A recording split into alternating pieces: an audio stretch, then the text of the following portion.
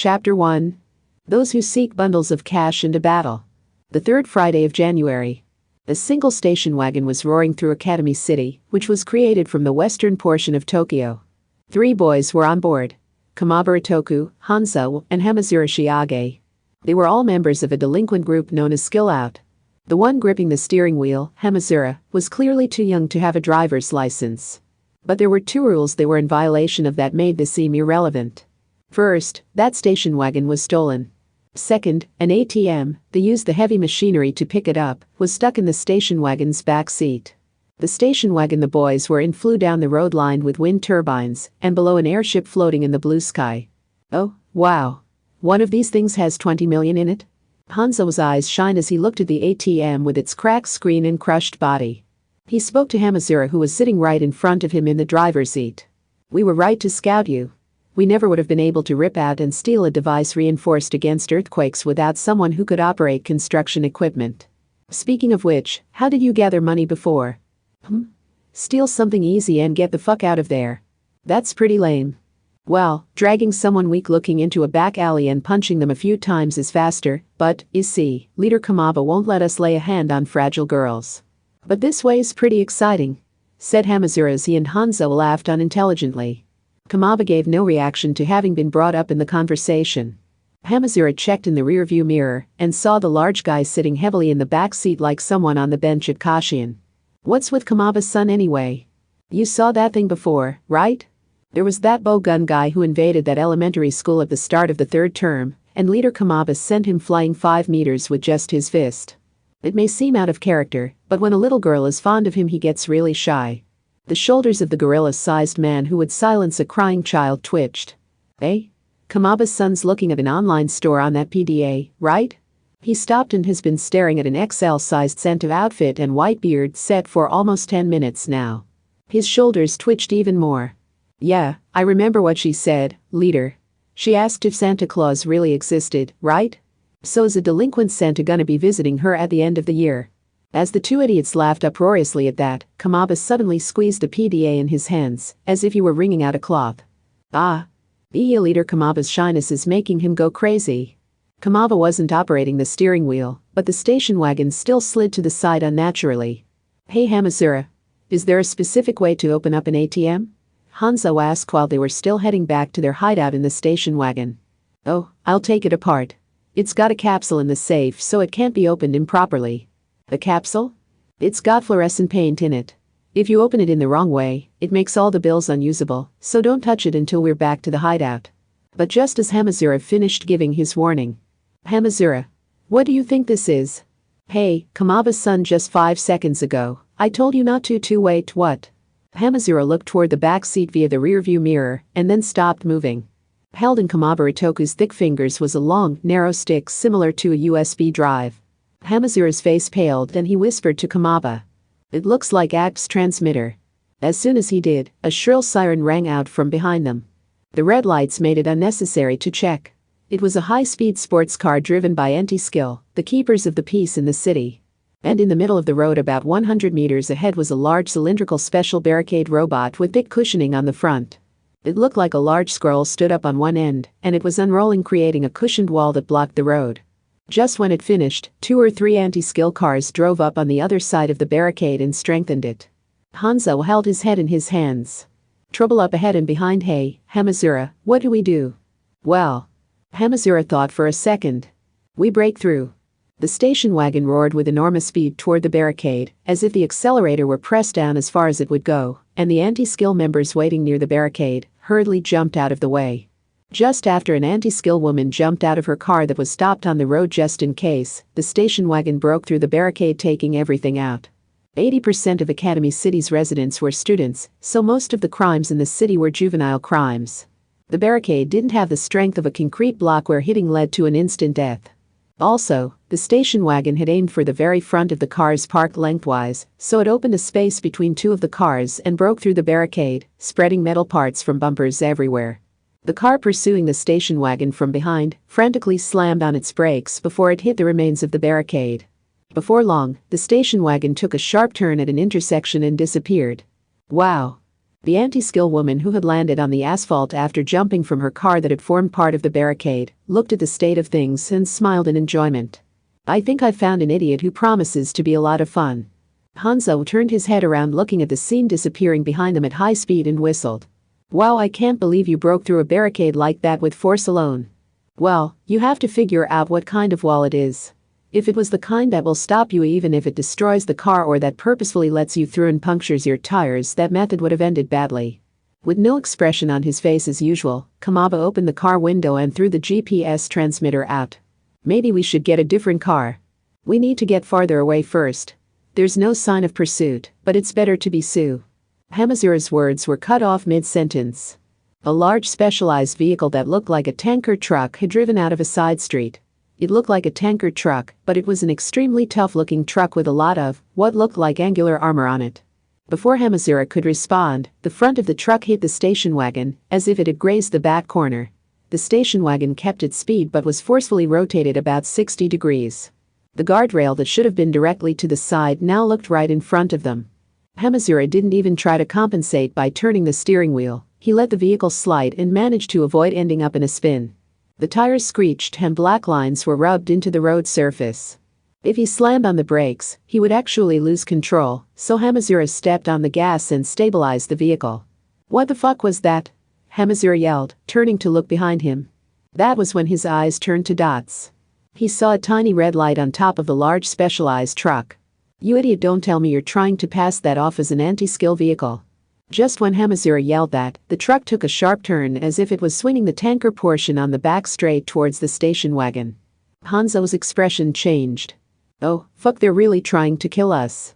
A woman with large breasts was sitting in the truck's driver's seat, as if she had shown her badge and forcibly borrowed the truck.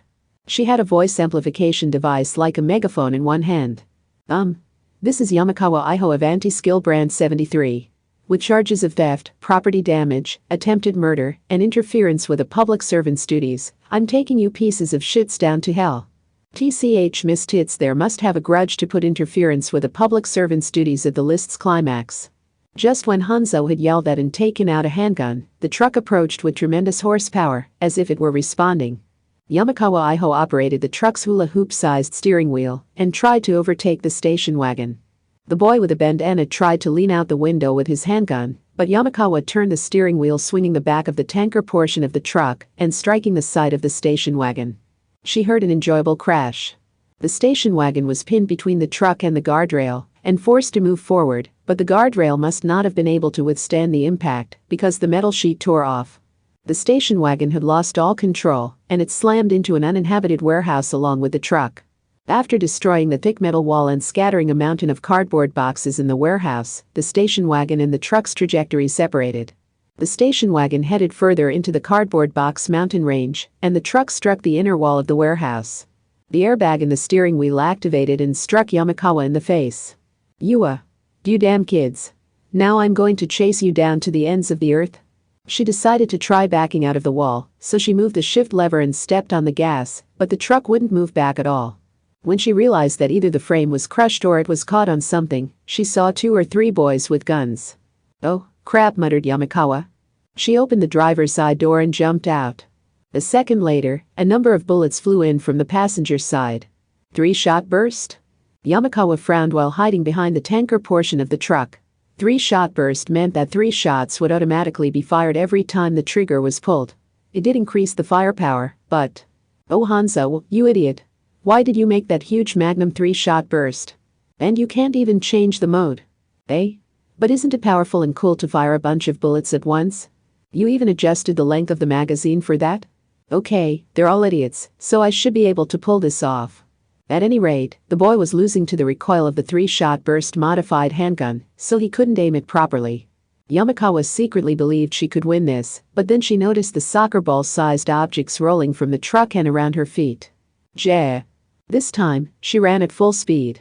The entire concept of Hanzo's 3-shot burst magnum was a testament to his idiocy, but it still had a reasonable amount of firepower. Hamazura felt that the truck the anti-skill woman was hiding behind was in the way, so he focused his fire on the fuel tank underneath the driver's seat. Then he saw the woman running away.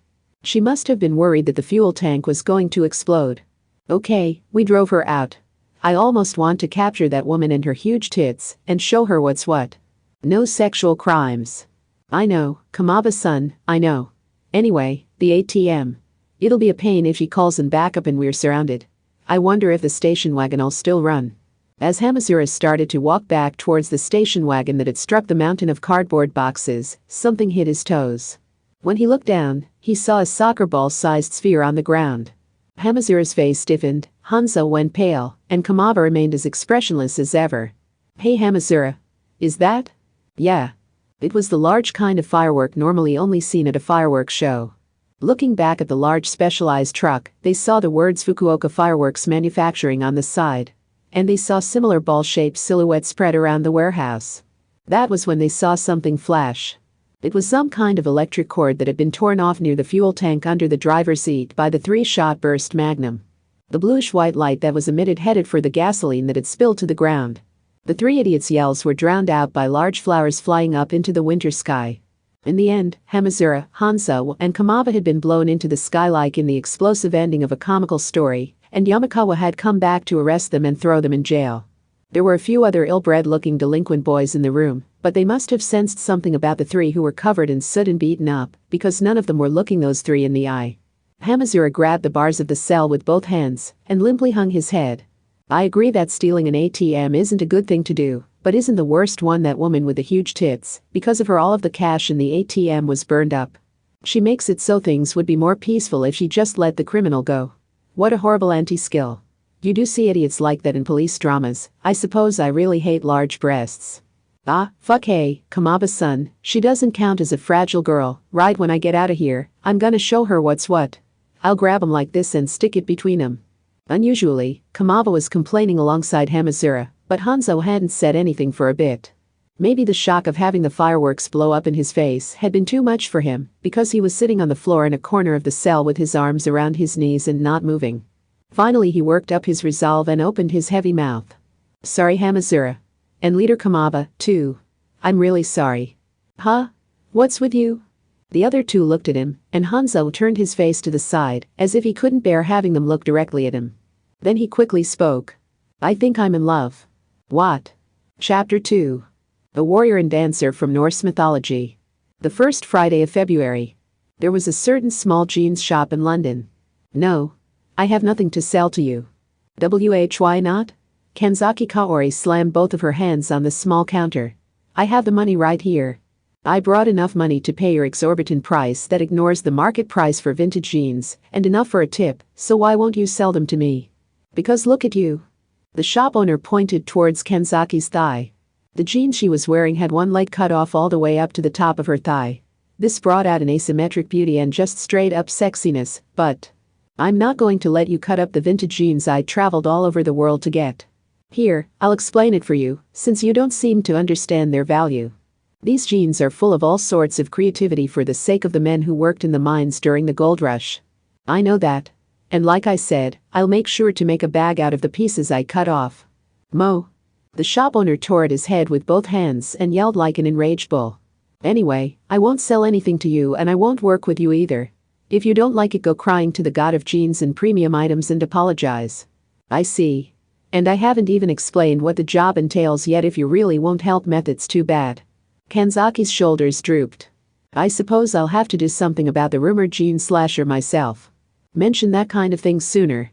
Kanzaki Kaori's job was to defeat evil magicians. It was the kind of vague occupation you would see in a picture book, but it was true. And because she belonged to an organization connected to the National Church, it actually had the stable income of a government job. England's heavy taxation went to things like this that the people didn't even know about. Like in a picture book? Kanzaki felt a bit of self-derision. Her heart was actually shut tight due to certain circumstances. Except that it was impossible for humans to keep just a single emotion in their hearts. Unless a person twisted his own fundamental personality beyond repair, natural decency and compassion would come out on his face. By the way, where is that bastard Steel? Steel was Kanzaki's colleague. He's pursuing that girl. He's still doing that? Well, it isn't my place to say anything about that. I'll just be praying that some idiot gallantly comes running in to interfere. After saying that, the shop owner changed the subject. Oh, Kanzaki. Aren't you cold dressed like that in this February weather? The shop owner had his arms wrapped around himself and was shivering. In London, February was the season of snow. And that year all of Great Britain was wrapped in the kind of cold wave that would kill the little match girl. Small lakes were frozen solid enough to walk over. And yet Kanzaki had one of her legs completely bare up all the way up the thigh. Not really. Unbelievable. The shop owner had blue lips, visible exhalations, and was dressed as thickly as someone taking on Everest. So what's this jean slasher you mentioned? It's exactly what it sounds like. Some unknown person is cutting up the jeans of passers-by in the street. So far, all the damage has been to their jeans, and no one has been injured. We're going to kill this guy, right? It's too soon to decide that. The jean slasher, huh? I'm amazed you aren't the prime suspect. Why would I be a suspect? Kanzaki asked with her head cocked to the side in puzzlement and her thigh exposed. The shop owner sighed. So do you have an idea where the criminal is? A little. This person's actions have the smell of Norse mythology on them. Do you have any proof? Who investigated it? Theodosia. Her? Can we really rely on that?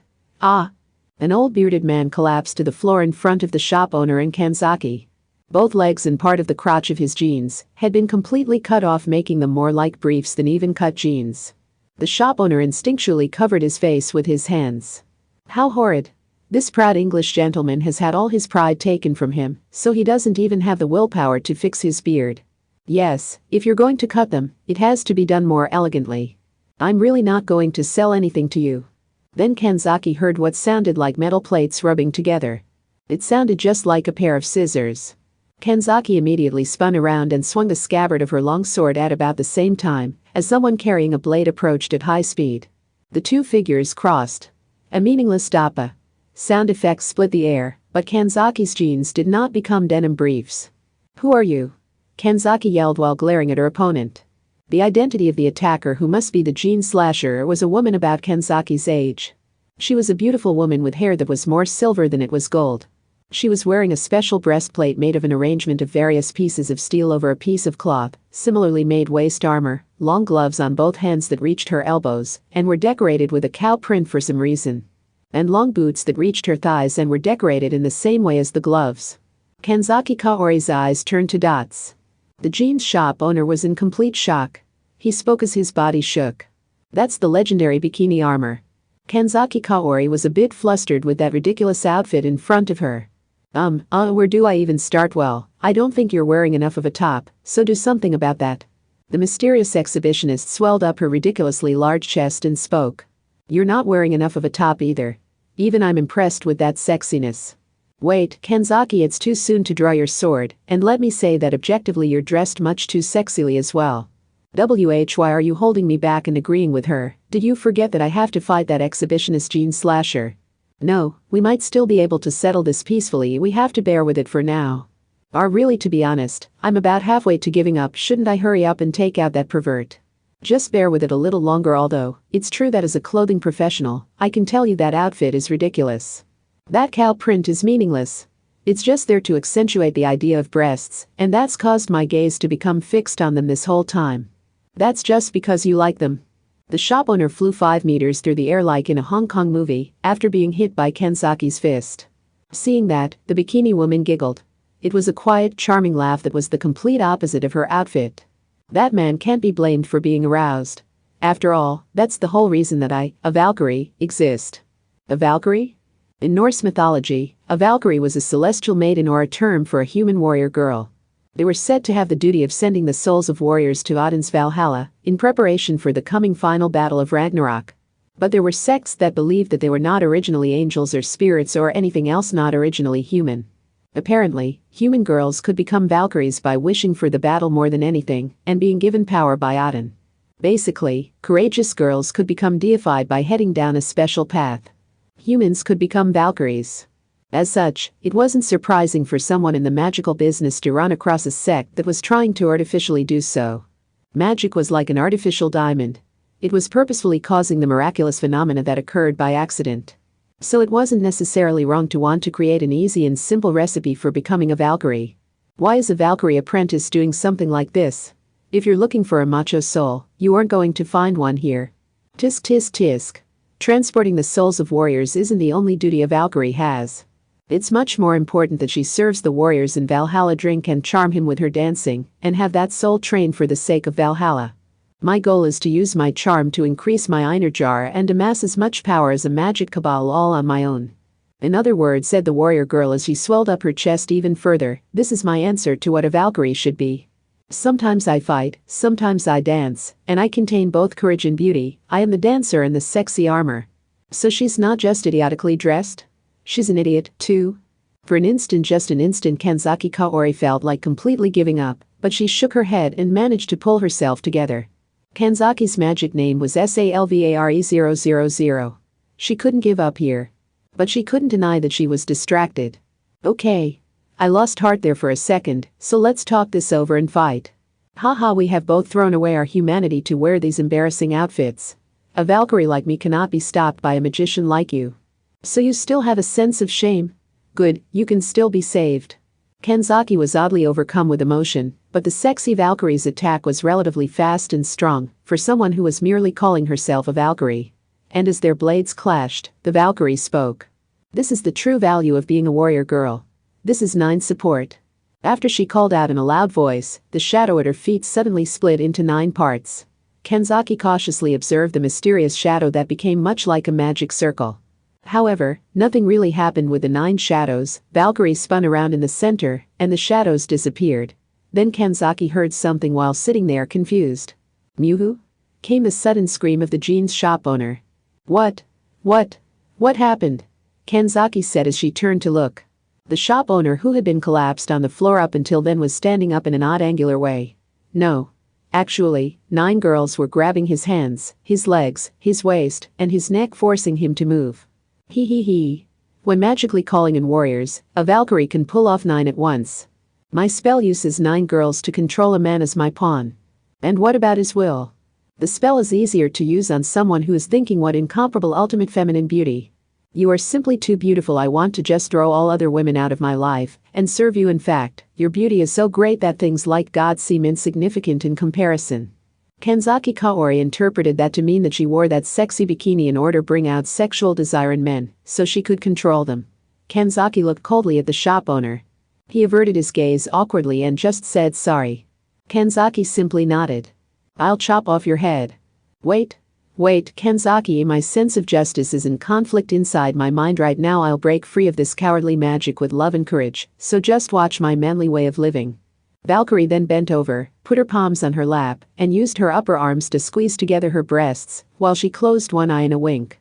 If you take her out, I'll show you all sorts of things. Do you prefer to do things or to have things done to you? I'm sorry, Kanzaki. My heart just moved past the point of no return. Okay, your head's coming off. Despite what she said, a bit of kindness must have remained within Kanzaki, because she struck the jeans shop owner with the back of her sword, and he flew through the London air. Having taken care of the traitor, Kanzaki returned to the battle and asked about the core of the situation. By the way, why are you only slicing up gentlemen's jeans? Oh, my specialty for the warrior's reception is humiliation play, aside. Kanzaki's desire to kick her ass for being a nuisance to others increased by 20%. Chapter 3. A father's wish creates a point of contact and an interaction. The 4th Friday of February. It was the last dregs of February that came after Valentine's Day. At least, that was the way a middle-aged man named Kamijo Toya viewed it. I see. So they're having a carnival here in Europe. The word carnival made Toya think of girls in Brazil, wearing what looked like peacock feathers, and shaking their hips back and forth at tremendous speed, but it seemed there weren't any peacock girls in Italy. Too bad. The men and women wearing masks made of glass that he did see were a very surreal sight. He felt that it was the kind of thing that would get the cops called on you if you wore it inside a department store. As should be obvious from seeing this far inside his mind, Kamijo Toya was not part of a specific religion, and he didn't distinguish between established world religions, new religions, and cults.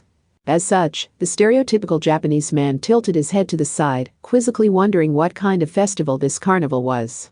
He asked that very question to the girl working at a local souvenir shop in a tent spread out at the edge of the stone paving. Well, you see. A time of fasting called Lent is coming up. This is the festival where we stuff ourselves full of food before fasting, but a lot of other things have gotten mixed in. For example, the samba from Rio's carnival, which was originally African religious music that then developed further in Brazil. That's a fairly sloppy explanation. So are those masks an official part of it? That's just a custom from Venice that people thought was fun, so they brought it here. There's no tradition of glass masks here in Milan. Oh right, wanna buy a mask? The blonde-haired blue-eyed girl encouraged him to buy what wasn't even a local souvenir with a smile on her face. Toya was a little surprised. Ha. You don't even know the fundamentals of business, do you? Huh? Mister, you weren't a traveler who came here because it was carnival time? I may not look it, but I just completed some work. I just finished up some business negotiations. Toya was in charge of deals at a foreign investment company. Explaining it that way may make him sound like a normal everyday salaryman, but the kind of business he worked with was rather special. Technically, he was part of the company's Securities Exchange Countermeasure Group. His duty was to do whatever he could to stop mergers or the trading of stocks that would be harmful to the company. In a world where anyone could use a computer to buy or sell stocks over the span of a few hours, his position was very important. Generally, the securities exchange was freely allowed, but when it involved crossing national borders, the legal regulations of certain countries could make it difficult. But that's where he came in. Just 11 elites were assigned to the Securities Exchange Countermeasure Group, and they would use economics, psychology, and any other techniques they had to do business in the gray zone. Well, simply put, you can't say stop buying this security, but saying you might lose a lot of money if you keep buying up this security is considered okay. Yeah, I don't know anything about business. As you can see, this is just a part-time job for me. I'm just stuck out on the roadside away from management like the little match girl. Let's start with that. You need to have confidence in the products you're selling. It isn't because of the atmosphere of the festival that the yakisoba at an Inichi festival looks so delicious. It's because the old man selling it thinks it's really delicious. What's an Inichi festival? It's the same reason the way the service staff at chain stores acts is standardized. If it's obvious whether the employees in a specific restaurant are confident in the product or not, that alone will change how the customers view it. That's why it's all standardized to show a uniform amount of confidence. So are you going to buy something or not? I don't care if you're just looking or killing time. Toya cited her complete lack of motivation. I'm looking for an Italian souvenir. I want something that looks Italian at first glance and that no one would reject as a gift. Also, something that has the blessing of God would be a plus. Oh, I see. Do you want a local good luck charm? You Japanese people really do like your indirect descriptions, don't you? After responding, the shop girl started rummaging through the pile of goods. Here you go. It's a lucky $1 bill. How does €100 sound? Italy doesn't even use dollars. Here, I'll give you a receipt. They treat you like a tax evader if you don't give them out. Here. Hey, don't start bringing out a receipt when I haven't even bought it. Talk about high-pressure salesmanship. Odd. I heard the Japanese people would buy anything if it was supposed to be lucky, muttered the shop girl, but then her face paled as if she had spotted something. She hurriedly gathered up all her goods, pulled on a string to fold up the tent, and had completed her escape preparations in only 15 seconds. Toya looked on in surprise, and the shop girl spoke to him. Oh, crap. Something bad's on its way. Sorry, mister. See you if we ever cross paths. Again. What? Someone who won't let me sell souvenirs like this is headed this way, and fast. She's especially strict about ripping off Japanese sightseers like this. Also, if I were to list off the 3 things I hate the most, they'd be parents, teachers, and missionaries. While talking on and on, the shop girl picked up her pile of goods, put the folded up tent on top of her backpack like a mountain climber, and ran off. She doesn't know what an ichi is, but she knew the word en. Toya felt a bit thrown off after being left behind, and he just stood there dumbfounded. I was sure Balbina's characteristic magic power was coming from here. Along with that suspicious-sounding muttering in Italian, a figure appeared. It was a woman wearing an old worn-out white nun's habit. She was somewhere between the latter half of her 20s and her 30s. Toya guessed that she must have once been beautiful, but she currently looked like the resident of a damaged piece of film that had faded. She was squatting down with her palms on the ground where the girl's shop had been set up moments before. Yes, it's still warm. Which means you're in. By any chance did you see an unintelligent little lamb in the middle of her rebellious age? Toya was taken aback at being addressed so suddenly, but he soon responded. No. I only saw a charming young lady with freckles. I have to take every point you have off for smiling while saying a line that sets my teeth on edge like that. But what are you doing here anyway? I was looking at Italian souvenirs. Who are you, by the way? Are you that girl's guardian or teacher? Toya asked because of what the girl had said about the things she hated. No. However, it seemed this woman was neither of those things. That left one option. I am a missionary for the Roman Catholic Church. My name is Livia Lorenzetti. If you are interested in God or have an idea where Balbina, who ducked out of the morning sermon in order to gather some money, is, contact me. Despite what she had told him, Kamijo Toyo ended up running into Livia the missionary 5 more times that day. She used the Japanese word "en" when she said, "if we ever cross paths again. Why do I find you standing in all of the places Balbina was likely to go? Because I'm looking for Italian souvenirs. She just happens to be at every place I go. By the way, why does she pack up her booth and run away whenever you show up? They sell souvenirs everywhere. Look, they're selling Milan cookies and Milan manju over there. Just buy something and leave. Wait, they sell manju in Italy? And you have a pasta dish called the Napolitan in Japan. There's no need for you to buy the elaborate goods Balbina is selling." "Well, I have my reasons." Toya took a breath to help with his fatigue. "Do you believe in misfortune?" "I do. Because I've seen it. To be honest, my only son is a person surrounded by misfortune. He hasn't done anything bad, and yet he always gets wrapped up in various kinds of trouble. It's such a common occurrence that, even when he suffers through completely unreasonable experiences, those around him just point and laugh." Toya pointed toward a small doll at another booth. "It's pathetic, isn't it? I complain about it all the time, and yet, in the end, I don't do anything about it. I thought I could help even a little by buying up every kind of good luck charm I could find, but that may have been nothing more than something to console myself. I may have just wanted to be able to say that I had tried to do something about it." Livia said nothing.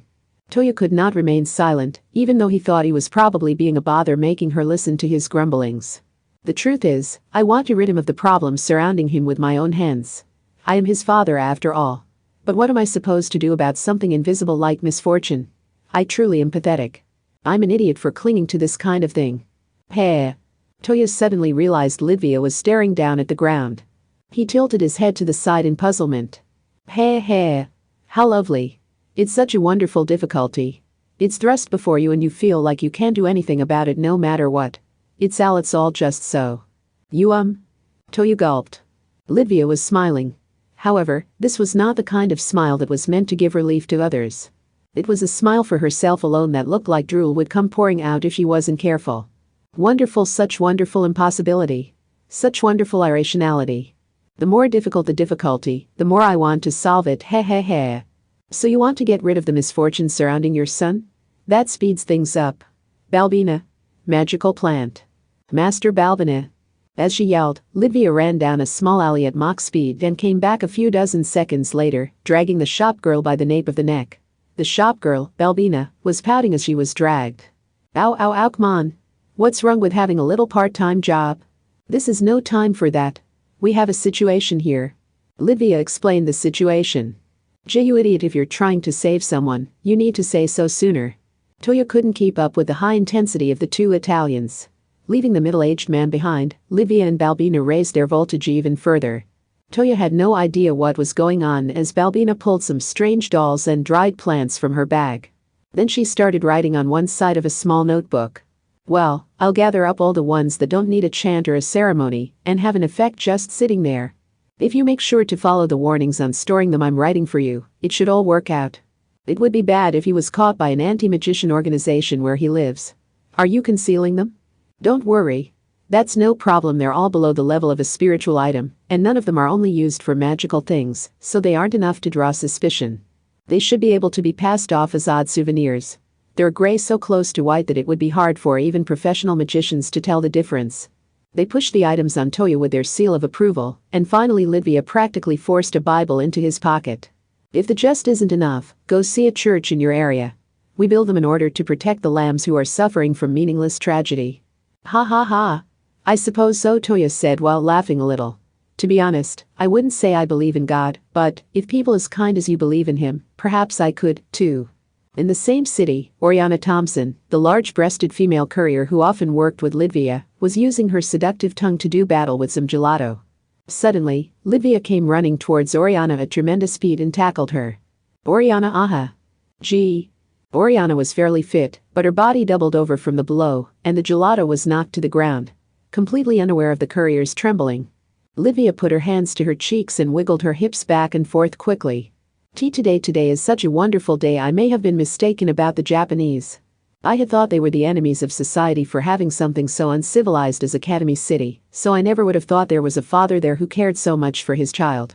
We may have to alter our plan for capturing Academy City to a gentler and more peaceful one. What is her so worked up? Oriana was having trouble breathing, but she managed to ask her question to Balbina, who Livia had dragged along with her. After hearing Balbina's explanation, Oriana spoke as if she was a bit worried. I see. But, well, sigh. Her annoying good mood is. Akayi. Before Oriana could finish, Livia suddenly yelled. Livia's quickly wiggling hip hit Oriana, and she was knocked to the side. There was a disconcerting cracking noise, and Balbina's face paled. Livia ignored it and spoke. Let's do it like this. Difficulties are called difficulties because they aren't easily solved. Let's start solving it from one end for the sake of those who don't know how fun it is. First, we need to prepare the spiritual item. It's heavily affected by the arrangement of the stars, so we need to take measurements for the corresponding coordinates for the location. Livia was excessively excited, and Balbina ran off again. Oriana tried to run off too, but Livia captured the courier before she could. Chapter 4. The True Strength of the 7th of the 7. The third Friday of March. March 15, 8:10 p.m. Not much had happened on White Day for Haratani Yubumi. It was the day after, and he was casually walking aimlessly around the shopping district when some ill-bred older skill-out boys grabbed him by the nape of his neck and dragged him into a dark, damp back alley, a very Shannon Mango-like bit of trouble. He was punched a few times, and then had his wallet and his cell phone, which doubled as a digital wallet, taken from him. If he didn't contact the service center soon, he would end up experiencing a disaster akin to having his credit card stolen. Okay. We don't want him getting his phone shut off, so how about we tie him up to buy some time? Huh? Really? But the city's birds are brutal. If some meat they can't resist falls in front of them, they'll end up pecking at it. Wallet phones sure are convenient. As long as you can get the number out of the guy, there's no credit limit. Hi, why did I get a new phone with functions I'll never use just because the lady at the service center recommended it? It used to be that muggers would only take his wallet, let him go, and that was that. The conveniences of civilization could be horrible sometimes. Just by possessing them, the user's crisis experienced a major evolution. Haratani Yubumi, surrounded by 5 or 6 older boys, wondered how he was going to get out of this one. But then a voice suddenly rang out. You lack guts, mister. You aren't gonna satisfy anyone that way. Looking at the entrance of the alley, Haratani saw a figure striking a pose. The 5 or 6 boys turned towards the figure and remained silent for a second. Before anyone knew who the figure was, one of the delinquents suddenly pulled out a handgun and fired it. The mysterious figure collapsed to the ground. The delinquent clicked his tongue in disinterest. Haratani's dissatisfaction with God leaked out from his heart. What kind of ridiculous turn of events was that? Wah! The mysterious figure stood right back up. The whole thing took only around 3 seconds. Unsurprisingly, the figure standing right back up like a self-righting doll messed up the delinquent's pace. Despite having clearly taken a shot right to his heart, he had the tension of someone who had stayed up all night and approached with heavy steps. You truly lack guts if you're willing to just shoot someone without warning. Or is it restraint? Is it restraint you lack? Well, overall I'd say you're just a kid that throws a tantrum too easily. Don't you think it's sad that it's gotten so bad that you're in a position where the media can just say whatever it wants about you? The delinquent didn't understand what was going on at all, so he decided to shoot again. He continued to pull the trigger, but the figure only shook a bit instead of falling to the ground. Unsurprisingly, the boy was getting rather angry, and he lowered his gaze to the gun in his hand once. Why won't you die? Guts. It's about guts. There has to be more to it than that. If you insist on me telling you, I'm also the number 7 of the 7 Academy City Level 5s known as the number 7 Sajita Gunha, but that's just an insignificant detail. The issue here is about the overflowing guts burning within me. The mysterious guts guy naming himself Sajita spread his arms wide, bent his back like a bow, and announced this to the heavens. Haratani didn't know how it worked, but an explosion of colorful red, blue, and yellow smoke appeared behind him. Haratani was completely dumbfounded. The delinquents gathered together a bit and started whispering amongst themselves. If he's the number 7 of the 7, that means he's the weakest of the level 5s, right? That sounds like something level 0s like us could handle. The very number 7 they were discussing could not remain silent. Non, I already told you. That whole level 5 and number 7 thing was all a boring digression. What's important here is guts. It's not too late. So just listen to them now. Stop beating me with a bicycle chain lock and stabbing me with an ice pick. Ow, ow, ow. Ow. Do you all lack guts? It looked like a comedic scene, but about 10 episodes worth of material for 2-hour-long suspense dramas was present in the storm of violence. And after it all, Sajita-gun simply wouldn't die. His assailants began to find this odd. Although their attacking hands did not slow in the slightest. Darashaya. When the pissed-off number 7 yelled, an explosion formed with him at the center. The villains were thrown off of their feet along with a special effects like bang. You've just been doing whatever you want this whole time. I won't allow it anymore. I will now show you what true guts are. There was no real excuse for getting all worked up on his own like that, since his last attack had knocked the delinquents out cold. The fact that he threw in additional attacks made it a little unclear who the villain was. Haratani began calmly thinking that the delinquents were the ones that were going to have to show true guts to get out of this. Then, hey, I suppose that's all that can be expected from small fries like them. A new presence appeared from the darkness. Haratani heard footsteps as an urban monster born from the darkness of Academy City approached. A huge muscular human weapon of a man made his appearance. He looked like the kind of person who had passed through 3 countries with a foreign mercenary group on his way there. I am Yokosuka the Organ Crusher. It seems you were showing some love for my boys.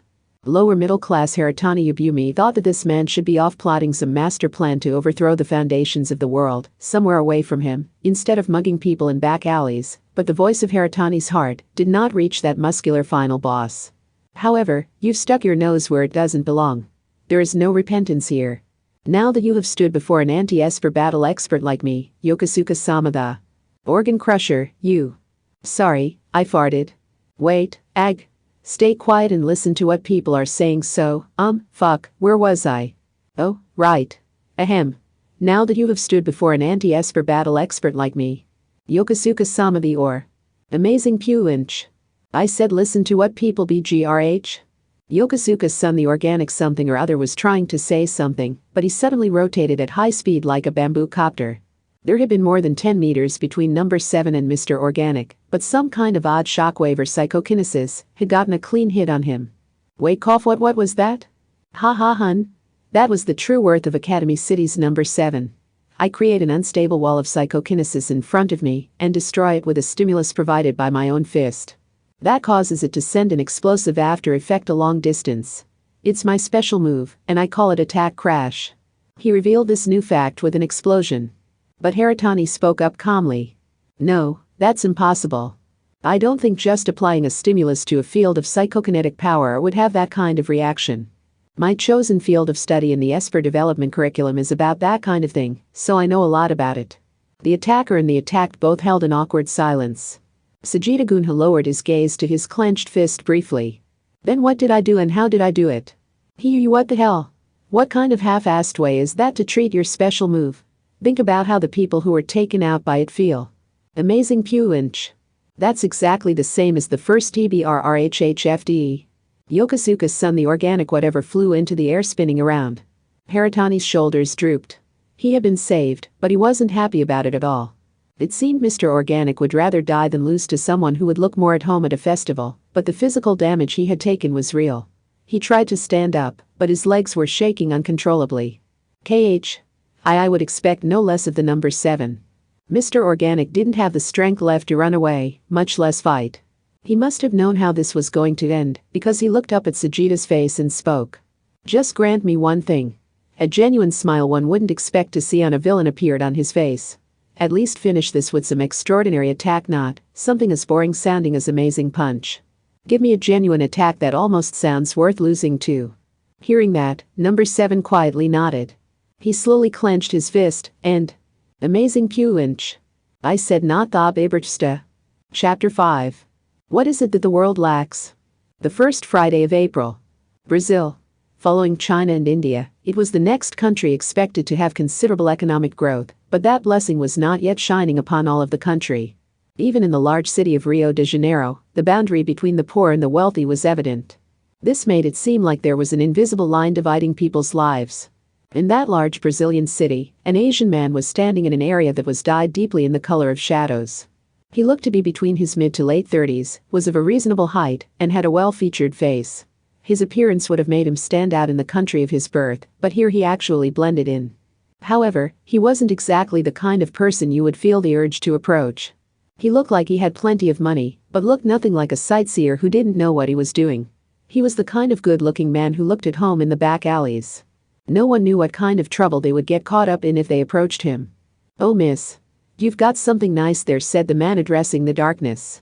No response came. However, there was an unmoving presence in the darkness. The sun did not reach that area much, but a human silhouette could be seen.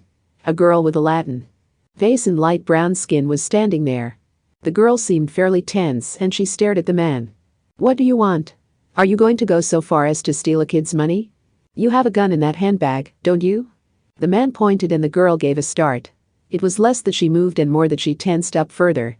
The man didn't seem to mind and continued speaking almost as if he were humming. "Oh, so not just a suicide. A double suicide. And the other person isn't a family member or lover. It's someone you hate. Perhaps you're planning on killing a debt collector to help out your family." "How do you know that?" "I have a very discerning eye." The man pointed towards his right eye with his index finger, and a mischievous expression came across his face. "Let's talk. Unfortunately, now that I know what you're planning to do, I will be guilty of accessory to murder if I don't stop you. This conversation might end up being a good thing for you. Who are you?" "Misaka. Misaka Tabagake." Now that the Asian man had given Misaka as his name, it was the girl's turn. She said her name was Ines. It may have been a fake name, but Misaka's instinct told him that wasn't likely. Simply put, Ines wasn't in the state of mind to even think of giving a fake name. "Are you Japanese?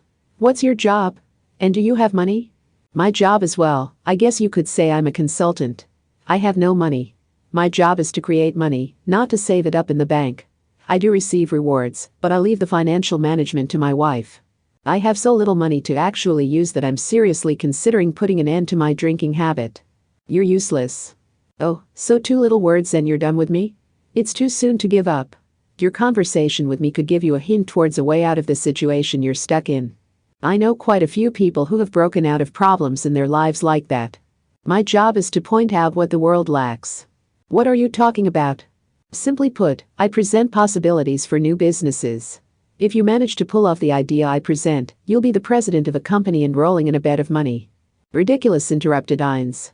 She looked around the area and pointed toward an area piled high with electronic waste. "Trash is all there is here. There are plenty of things in Rio de Janeiro, but all we can touch is that. Understand? We can't afford to pay trash collectors, so it all just piles up. Even if there was a chance right in front of us, all we could do is look on and envy. That's the difference between the poor and the rich. The wealthy don't want anything to change, so they even take away any chances we might have."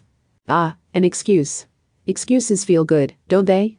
I'd almost say they are the best entertainment there is. So you've gone for one about circumstances created by the government or society, have you?" "What do you know?" Ines could only become enraged. However, it was a silent rage. "I'm young and have no education.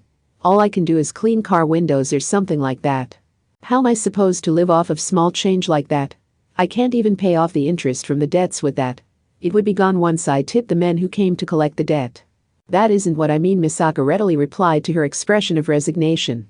"There is a chance lying all around you. You just aren't seeing it. Oh, hey. Let me ask you one question.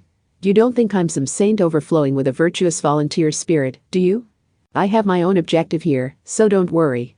Think about it. I'm not just going to say some useless things to you and then be satisfied with just that. I make sure to look after the people I use." "An objective? You're not saying I should make money by sleeping with you, are you?" "That's a lovely offer, but I couldn't do that to my wife, and at your age you remind me of my daughter." "Well, what else is there? What kind of chance could there be here? The area's nothing but a bunch of illegally dumped oversized trash. Don't fuck around with me." "That's exactly it. To be completely honest, I received a request from a certain person. I was asked to do something about all the illegally dumped trash in Brazil, so I have to do something even if it is a pain in the ass job." "Ridiculous. There's nothing you can do. Are you going to put up signs that say don't litter? No one's going to obey them. The people dumping the trash aren't doing it because they want to. They all know it isn't right. The illegally dumped trash isn't going anywhere. We don't have the money to spare." "Is that really so?" Misaka smiled. "As I told you, my job is to point out what the world lacks. This small slum filled with illegally dumped electronic trash and poverty is a type of world. What is it that world lacks? Okay, Ines-kun, raise your hand if you know." That's obvious, Ainz immediately responded with a sigh. It's money. Bingo. And that was when you met that Asian who called himself a consultant? Yeah, I didn't really believe him at first, but I decided I should bet on the possibility that he was right. At the very least, it seemed better than running towards a mafia-like debt collector while carrying a handgun. Ainz was in the lounge of a high-class hotel that was considered to be either the best or the second best in Rio de Janeiro. The writer with the recording equipment was dressed in a brand-name suit, but Ainz was dressed the same as ever. That said, no one was going to complain. The writer spoke. So you decided to go into the business of collecting all of the rare metals inside the electronic trash? Everyone knew that there were tiny amounts of gold inside the X and LS size. It was only because of how much of a pain it is to collect it all that no one did it. I just didn't have any other choice, so I did it. It's not because I was especially determined or anything. At first, she hadn't had any tools or a place to work. She had actually broken open the plastic of the X by hand and patiently gathered up the tiny fibers of pure gold. When she had gotten a pile the size of a bento box, she was finally able to exchange it for paper money. She used that to develop machine tools in order to more efficiently collect the rare metals. That let her gather even more gold. It hadn't taken much time for this to continue until she had expanded enough for it to be called a business. It hadn't even been a year since then. It was fairly difficult to prepare an arm machine that could accurately pry open the covers of integrated circuits of various different sizes, but once I realized it could use ultrasonic waves to calculate the size, it was pretty simple. Ultrasonic waves? Oh, you think that's an idea a kid who never went to school couldn't come up with? If you really want to learn, you can manage it somehow. The boundary between poor and rich in Rio de Janeiro was a difficult thing to cross, but that also meant that, once you had a foundation, you could expect to have stable growth. Ainz had used that system well. It seems that illegal dumping of trash has gone down by about 70% not just here in Rio de Janeiro, but all over Brazil. And I heard that the Minister of the Environment is going to be giving you a public commendation soon. The people wouldn't get paid if they didn't throw the trash away. People who are driven into a corner aren't going to listen to some moral speech about how people are fundamentally good. If you want to stop them, you have to tell them how they can make some money. So you've changed the flow of the world by passing on the idea that trash can be made into money? Ainz remained silent in response to that comment. She realized that this was what the man calling himself Misaka had been talking about. The world would change. As long as the people who would change it stood up, it was sure to. The important thing was to act. It was his job to give people the power they needed to do so. Next, we're going to use the funds we have to find a way to efficiently recycle plastic and metals like iron and copper.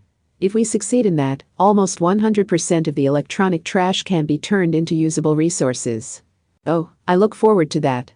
And I was just wanting to get on the topic of a bright future, the writer said in an attempt to curry Ainz's favor.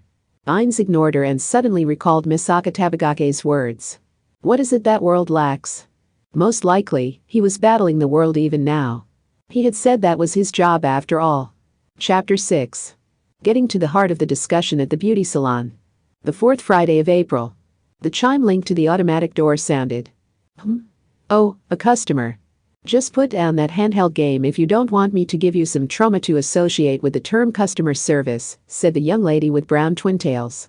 Shirai Kuroko, as she stared at the hairdresser and shop owner who showed no sign of wanting customers in his shop.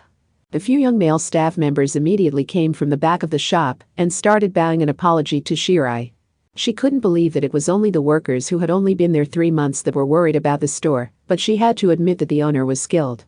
Shirai entered one of the spaces that was partitioned off by hanging sheets much like in a school infirmary and sat down in what looked like the chair in a dentist's office.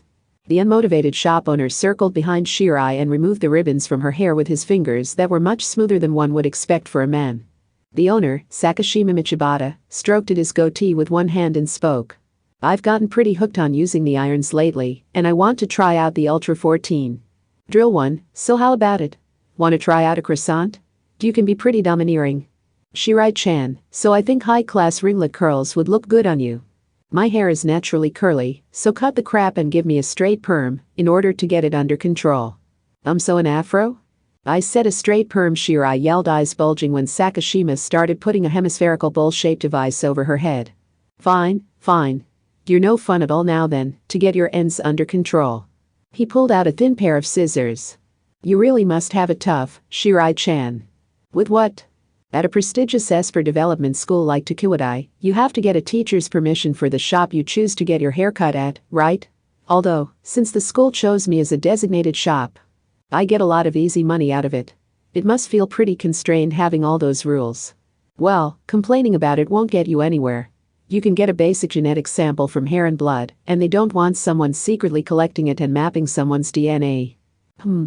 In his left hand, the owner held a number of different combs, each with different sizes of gaps between the teeth. He looked up above his head at a large collection of cameras, both large and small. The excessive number of cameras had been installed by Tokuwadai Middle School, not a security company. Sakashima Michibata grabbed a tuft of Shirai's hair between his fingers. Come to think of it, I heard that there's a new subsidy for research on developing teleportation powers. Apparently, dealing with 11th dimensional coordinates is hard enough that it's pretty unpopular even with the scientists. It isn't that. The 11th dimension mostly comes up in the quantum theories related to Schrödinger. The higher-ups just feel like there's a crisis because there aren't very many teleportation espers. People use the term esper powers to refer to every kind of power, but there are some abilities that show up easily, and some that don't. That's one of the mysteries, isn't it? I'm pretty sure that all first graders go through the same curriculum with no elective classes, and yet it ends up splitting into different powers where some can produce fire, some can produce wind, and on and on. As he chatted, Sakashima cut off about 5 millimeters from the tips of Shirai's hair. The blade was set at the optimum angle, so that it did not destroy the cells and left a clean cut. Of course, I also wonder why they're developing these powers. Please don't deny Academy City the very root of its reason to exist. Oh, I understand that it's an attractive prospect, but it makes me think there's some influential person behind it all who's dreaming of eternal life or world domination or something. Michibata cracked his neck as he moved the scissors. I wonder if the textbooks on esper powers for students like you talk about the uproar over developing esper powers back during the Cold War. The Americans and the Soviets invested ridiculous amounts of money in it as part of their childish antagonism with each other, and well, it all ended in a failure. That was the Stargate project, right? Oh, so you know about it. Sakashima responded in an idiotic voice, and Shirai sighed. We learned about it in history class. They had no idea what they were doing and repeated their large-scale experiments again and again, even though they didn't even know whether the readings they were getting qualified as a success or a failure. In the end, it was just a bunch of scientists fumbling around and wasting federal funding. Officially, the project was developing esper powers for military use, but I wonder if that was really true. I think there was a more personal motive full of selfish feelings behind it. You know, someone with an extremely cheap wish to be special or chosen. Sakashima combed Shirai's hair and grabbed the next tuft of hair. It pains me to admit it, but that doesn't feel bad. But what was all that about? What was what all about? The esper powers development during the Cold War. I mean, it was Japan's Academy City that finally succeeded in actually developing them, right? So where did the Americans and the Soviets get their esper samples?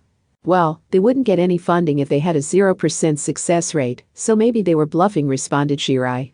But even now you see this kind of thing on TV. You know, like with former elite investigators taking on unresolved cases. I somehow doubt they're all fakes. At the very least, I don't think anyone would wish to create something like an esper in the first place if no one had ever witnessed one. Do you know about the alchemy fraud during the Middle Ages?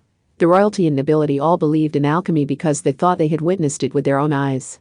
Bah. Sorry, but I'm the kind of person that believes in alchemy, UFOs, or the New Jersey Devil. Shirai's expression turned to one of shocked disbelief.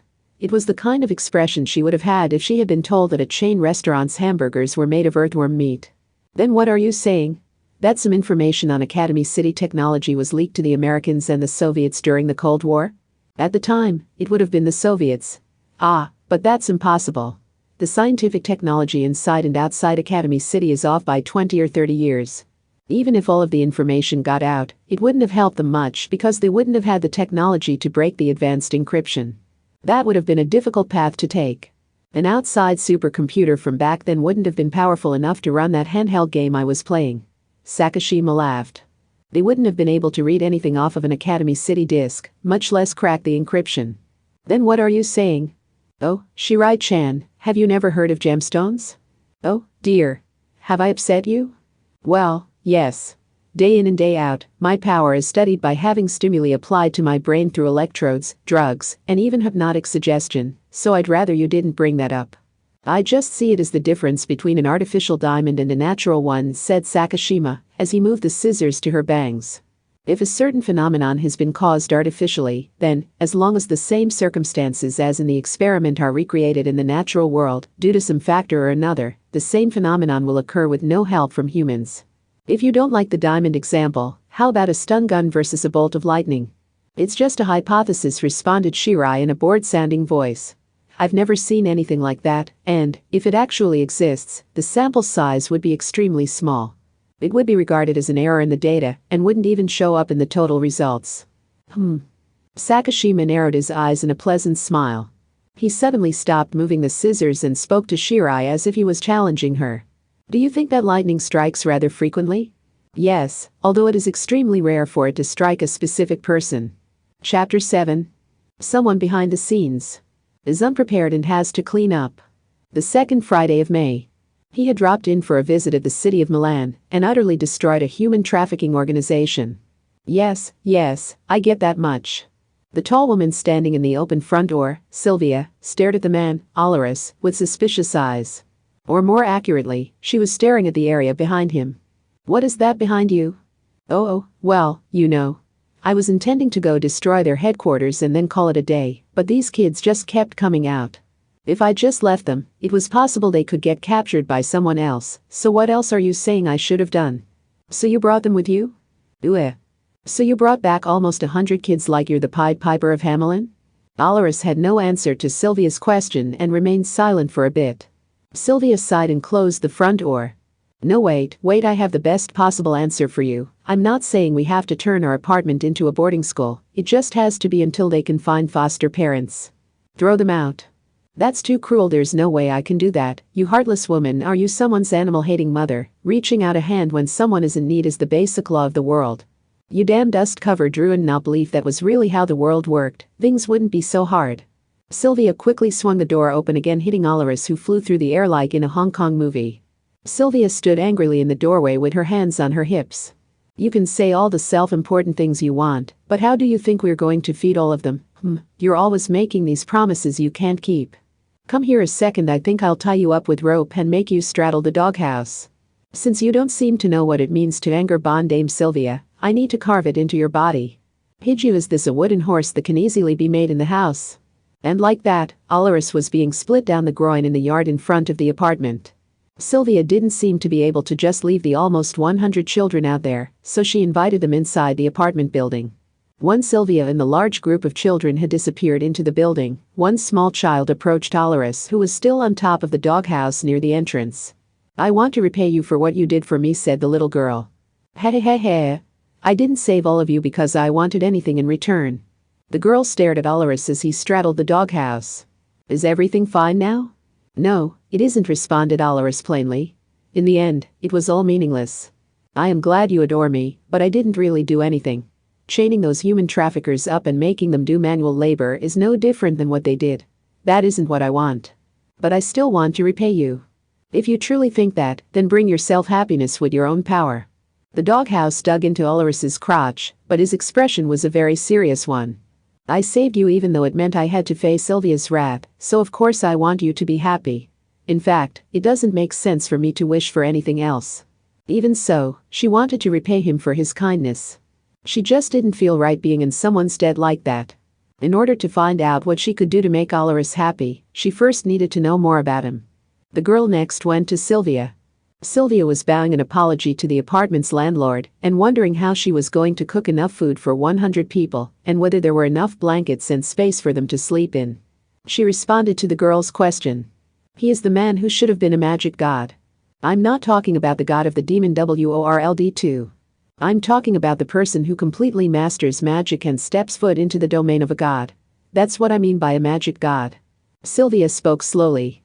A normal human is likely to die from reading a great number of original grimoires, but the power he would have wielded as a magic god is so special it would have been an even greater problem.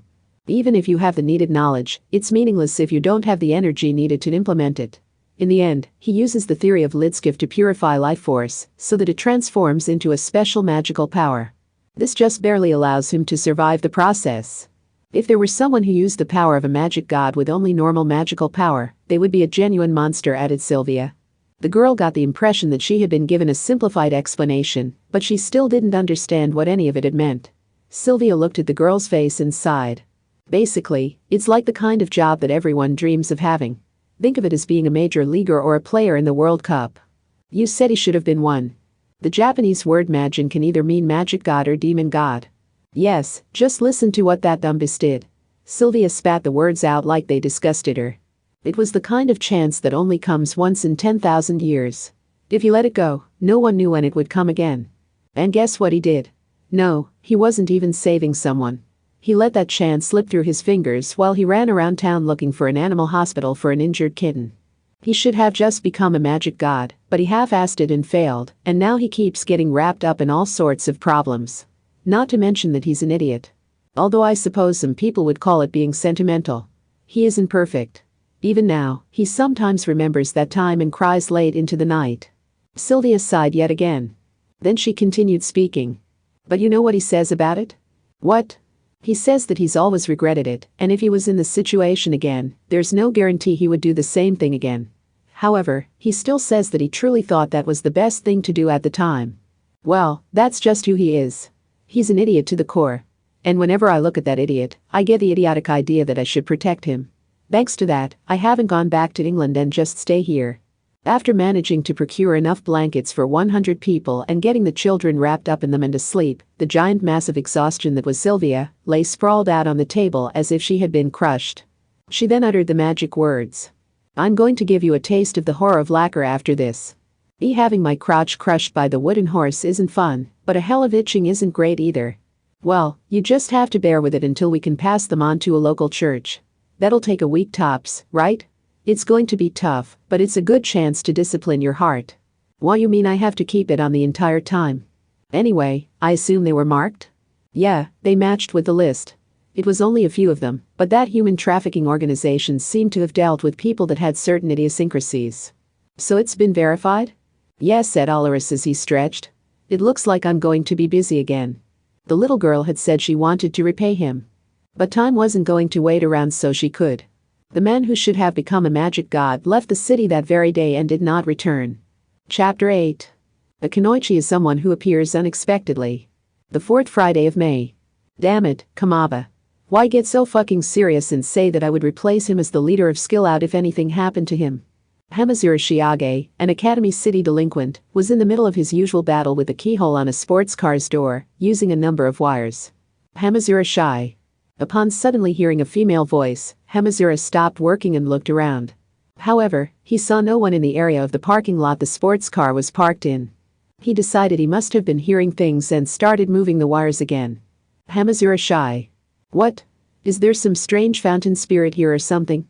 Is water going to come pouring out of a nearby manhole, and I'll be asked whether it was a gold sports car or a silver sports car that I dropped in the fountain? Hamazura Shai. Suddenly, a mysterious figure popped out from beneath the sports car like a mechanic. I dropped a normal sports car. Wait, I didn't drop anything at all, so that isn't being honest either. The mysterious figure slid out from under the car, with its head tilted to the side in puzzlement. It was a girl. She may have been wearing a yukata, but she was not a Yamato Nadeshiko at all. While her hair was black, there was some brown in it around the bangs. She also had ornate hairpins of various colors with beads on them in her hair and glittering nail art on both hands. She had a lace glove on one arm. What she wore on her feet were more like a type of sandals than jetta and thin straps stretched up to around her knees. For some reason, she had what looked like a metal shackle around one ankle. The bright yellow mini yukata she was wearing would make an old strictly traditional artisan do a spit take. Her dazzling thighs were completely bared, and the left arm was sleeveless up to the shoulder for some reason. The white obi was made of a transparent material, and the yukata itself bared her midriff to match. She had two thin leather belts wrapped around over the obi and, on top of all that, she used a long chain as a decoration. To a delinquent that had no choice but to wear a collection of cheap clothes like Hamazura Shiage, it seemed a waste that such high-quality materials had been used for that yukata. Wow, I'm surprised I have enough of a Japanese heart left for this to piss me off. Hamazura was surprised that his Japanese heart would appear in a negative way like that, as it usually only showed up during the Olympics or the World Cup. However, this was hardly the time for love of his country to awaken within him. You're Kurua-chan, right? If you're looking for Hanzo, I haven't seen him either. So he has forestalled me. But if you do not know of Hanzo-sama's whereabouts, where is he? Her manner of speech was as odd as her outfit. Well, she's got a nice rack and that's what matters. In actuality, Hamazura didn't know very much about the girl known as Kurua. Apparently, she used to be a friend of Hanzo's who he would rather not have had, who hung around with him a lot. Hamazura's first time seeing her had been only a week before, when he and Hanzo were forcing open the door to a safe they had stolen, and Kurua came by looking for Hanzo. It seemed Hanzo was avoiding Kurua, and she was coming to Hamazura and Kamabara Toku, now that she had lost his trail. Damn it, Hanzo. Why avoid someone with tits like that? Hamazura stared at the bulges pushing up on the front of the thin summer yukata, and gave a slight groan. However, Kurua's excessively modified yukata looked more like a kunoichi's outfit than a type of kimono. That was when Hamazura had a thought. A kunoichi. A female ninja. A ninja chasing after Hanzo. Hanzo. Ah ha ha. Hitori Hanzo. Just kidding. Hamazura muttered without really thinking. Ha ha, yeah right. Hitori Hanzo? Damn, I'm an idiot. He resumed working on unlocking the sports car. I must eliminate Hamazura. Web, what kind of obvious foreshadowing is that? And that's a pretty stupid reaction for a ninja. Wait, is that really true? Is Hanzo the surviving descendant of a near-future-like shinobi soldier? From Kurua's flustered reaction, he seemed to be on the right track, and an odd image came to his mind. The descendant of a ninja? Don't tell me he uses mysterious ninja techniques or something. Wait. But then why is he being pursued by a kunoichi? If Hanzo was from the Hitori family, then what group do you belong to, Kurua-chan? The term Hitori Hanzo brings an ultra-important person to mind, so is there a conspiracy involving some ninja faction that's going to plunge Hanzo into some kind of miracle battle? Hamazura snapped his fingers while he imagined the crisis his friend could be in. Sweat was dripping from all over Kurua's body, and her gaze shook. If you know that much, I truly cannot let you return alive. You've got to be kidding me. The conspiracies in your world are pretty cheap. Hamazura buried his head in his hands, but Kurua seemed to truly be at her wits' end. Hamazura started wondering if he should give up on the sports car and run for it, when Kurua pulled a black piece of metal from within the right sleeve that was so long only her fingertips stuck out of it. The kunoichi girl spoke confidently. Ta-da, it's a handgun, prepare yourself, Hamazura. What kind of unmotivated reaction was that? This is serious, come on, don't close the door to your heart. Come a little closer. Is it really okay for a ninja to use a handgun? Hamazura was assaulted by an absurd sense of disappointment, and the modern kunoichi girl must have felt some guilt because she started hurriedly explaining herself. A ninja is always armed with the latest equipment. So it's fine. The ninjas who fought from the Warring States period into the Edo period used arquebuses camouflaged as staffs and inro, so it's perfectly fine. That's not what I meant. I don't care about what you know about how it worked historically. Just don't destroy people's dreams. I want to see you split into multiple versions of yourself in a puff of smoke. I give up. And yes, I know I'm the idiot for having weird misconceptions. Just let me go over by the river and cry. Wait. Please wait. Don't run away with such a sorrowful look in your eyes. The atmosphere between Hamazura and Kurua was like that of a husband and wife hugging just before they got divorced. TCH. I thought I could get away like that, was what Hamazura thought on the inside. Kurua didn't seem to have realized Hamazura's ulterior motive, and she had completely forgotten about searching for Hanzo. Okay. I'll show you. Wani-san is going to show you a ninja technique now. Quit making shit up. I'm serious, I'm going to show you a true ninja technique. You really are lucky, Hamazura shy. A chance like this doesn't come along often. Kurua's expression was the half-smile and partially tear-filled eyes that were characteristic of someone driven into a corner. Hamazura was a little interested at the idea of seeing a real ninja technique, and he entered a back alley when Kurua invited him in with a waving hand. Oh, so I take it you can't let your secret ninja technique be seen in public. There's that, but it's also embarrassing. He heard the sound of sliding cloth. And before him, he saw. Wait, what the hell are you doing? But, Hamazura shy, you said you wanted to see a kunoichi technique. This isn't what I said I wanted to see, but, wait, you'll show me? You idiot, you're really going to show that to me, Gwa? Daddy isn't going to let this go any further. Wait, why are you twisting your hips like that? Isn't that obvious? I just move this part like this and then. Why, this is what, at that angle. I can see, but I can't see but a jabbelchve. Aha, an opening. By the time Hamazura realized something was wrong, it was too late. With the thick sound of an impact, Hamazura Shiage collapsed to the ground. Chapter 9. The relations of the real world are unneeded in the electric world. The second Friday of June. The goalkeeper is there. That is why I am fighting here. Kayama Kaihin was a hacker. He was the kind of hacker that didn't really care about the distinctions between hackers and crackers that fictional stories often brought up. Perhaps he could more simply be described as an internet criminal. Kayama had first touched a computer in the lower grades of elementary school. He had randomly hit a few keys and accidentally unlocked the password for the faculty. Ever since, he had held an interest in the holes in systems. He had looked into a lot of things, and by the time he was in high school, he had an odd kind of criminal record. Is it around here? Kayama was sitting in a normal open cafe with a wireless LAN spot. He didn't intend on making any errors that would let him be tracked by his opponent, and, even if he did, he could fake the origin of the signal, so it likely wouldn't be a problem, but he still preferred not to fight from home. He gave an arbitrary order to the smiling waitress who approached him and pulled out his notebook computer. This was Kayama's weapon. On the outside it looked like a cheap name-brand machine, but everything inside had been switched out from the ground up. This was because Academy City computers had terminal use security ranks from D to S, and a manufacturer number carved into them, and, even if the origin of the signal was faked, there was a danger of being found if nothing was done about that number directly embedded in the LS size. I don't usually get this nervous. Kayama stuck a communications card different than the one built into the machine in a slot. I guess it isn't that surprising. I'm about to break into the goalkeeper's system. The goalkeeper was more of an urban legend than a real piece of information. There was a skilled hacker among Academy City's keepers of the peace. The security of the system he, or she, had created with the full use of his knowledge and excellent skills was in the top 10 strongest systems in Academy City. However, the board of directors did not believe in this person's ability, and he wasn't put in charge of a public system. This had created an odd situation where the small office that hacker was a part of had stronger defenses than the bank that held all of Academy City's data. It sounded like some kind of joke. The world of hackers was made up of people that no one knew the identities or faces of. It wasn't unusual for someone to spread unfounded rumors to cause trouble or to make themselves look more important. However, vague rumors held definite information. Over the past week, several other hackers he knew had been arrested. Every single one of them had attempted to hack into a certain system. He had never actually met any of them, but he knew how skillful they were. They had chatted via an illegal modification of the status of an online game. He didn't think someone of their skills would screw up while hacking into a normal anti-skill or judgment office. There was something there. Most likely, that something was the goalkeeper. There isn't really any data there I want to steal, and I don't really have anything against this goalkeeper. Under Academy City's laws, illegal actions related to electronic information were punished with jail time up to 20 years, or a fine of up to 50 million yen.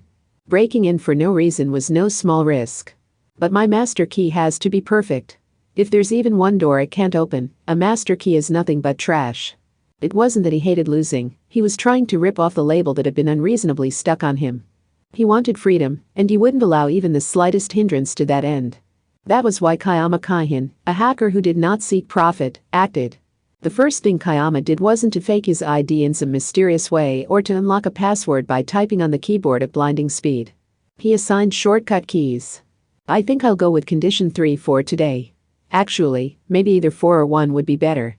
He browsed through a list of the hacking programs he had and chose the programs he would use. Then he arranged the many keys on the keyboard to set up his programs of choice so that he could run them with single keystrokes. What Kayama was doing was the same as pre-recording common phrases for an online game, such as heal me and let's retreat, so that a conversation could be made with only a few keystrokes. Patiently typing every little thing out by hand was a waste of effort, and, most importantly, it prevented him from responding quickly. The only real flaw was that he had to switch into manual mode when he came across something that his preset commands didn't cover. He didn't want to have to do that very much. As such, he had to take the level of his opponent and what he had to do into account and come up with the most effective arrangement of keys. The worst part is that I don't know what kind of skills the goalkeeper has. That means it'll be safer to create a kind of smokescreen. Being too careful makes it look like I'm afraid, but I need to assume this is an enemy that deserves my respect. Kayama loved this moment where he thought of his enemy and put together his limited hand. He loved it even more than the moment after he penetrated the system. It made him feel like he was connected across the internet with someone he couldn't see. As he felt this special kind of joy, he heard a clunk from a nearby table. Kayama looked over and saw a large-breasted woman wearing a green jersey sitting down at the table. Writing reports is such a pain. Hey, waitress. Does this place have a wireless LAN? I don't want to go all the way back to the school to submit this. What the hell? It said on the cafe's door whether it had a wireless LAN or not. In fact, a hacker like Kayama couldn't believe that someone would submit an official report over an unknown wireless LAN, that using a signal that could be picked up by anyone.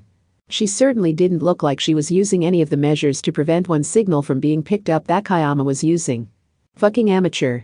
After silently expressing his contempt for all the casual users who loved computers but didn't know anything about them, Kayama immersed himself in his work. After assigning almost all of the shortcut keys, he finally started his illegal activities. However, a hacker wasn't superhuman. He was using a specialized program for developers. He used a normal search engine to find a certain website. In the center of his notebook's monitor was a normal browser screen, and around that was a complicated window full of scrolling numbers and symbols. Basically, he had only brought the usually unseen information up to the surface. This was nothing that a computer didn't normally deal with. Kayama felt that the only difference between a hacker and anyone else was a gap in knowledge. It was about how much hidden information someone was aware of. A hacker was like someone who was good at goldfish scooping. They just knew the trick to it. To repeat, a hacker wasn't superhuman. He was only bringing the processes that were usually dealt with in the background up to the surface. Now then, let's get started. He had found the system that the goalkeeper managed. Of course, it wasn't made so that normal people could access it, but a point of contact was prepared for exchange of anti-skill and judgment information. Kayama used that to slip into the system. As soon as he accessed it, a change occurred in the window full of scrolling numbers and symbols. A few strings of characters were colored red, and a number of warning symbols were displayed. Oh, link forwarding. That was a system that made everyone who accessed a website move to a different website. Most of the time, the site linked to would infect everyone who accessed it with a virus. Most likely, this was linking him to a site that would access his personal information. Anti-skill and judgment didn't allow systems that accessed one's personal information, so it was necessary to send an intruder outside of the organization system before dealing with them. This time, the intruder had noticed it before he was trapped. As he circumvented the goalkeeper's landmine, Kayama smiled. This wasn't done in an attempt to guard something. A weapon like link forwarding was clearly only something used to attack hackers. You could read someone's personality from their system. Kayama Kaihin was in high spirits as if he were enjoying a piece of art. That was when something snapped him out of it again. I found it. Here it is. It was a girl's voice that felt like it was splitting his ears. He looked over in annoyance and saw a middle school-age girl sitting at the table across from the woman in the green jersey, who was looking a little down as she wrote a report. He caught a glance of a large number of decorative flowers on her head. It seemed she was enjoying playing a handheld game against someone. Ha! I finally managed to stabilize the speed. Oh, no. Now things are getting bad. The girl was pressing the button so hard it looked like she was trying to crush them. Kayama noted that one of his flaws was that he was a bit distractible while on the attack, and then moved his focus back to his computer's monitor. He found several more traps after that. One made it look like he had penetrated the system, one looped the same command endlessly, and one caused an error by forcing him to open a file in a format that was impossible to read. As Kayama had previously determined, they were all methods of attacking hackers, and many of them even astonished him, because he had never thought of using something like that before. However, nothing had caught him yet. Before each one hit, the dangerous strings of characters were marked in red, and he worked his way around them, heading deeper into the system. But then, just when he thought he might have won, a small window suddenly appeared at the edge of the screen. It was a short message saying the connection had been severed. Kayama was doubtful, but there was no problem with the signal from the wireless LAN. The goalkeeper system must have lost power for some reason. Was I noticed?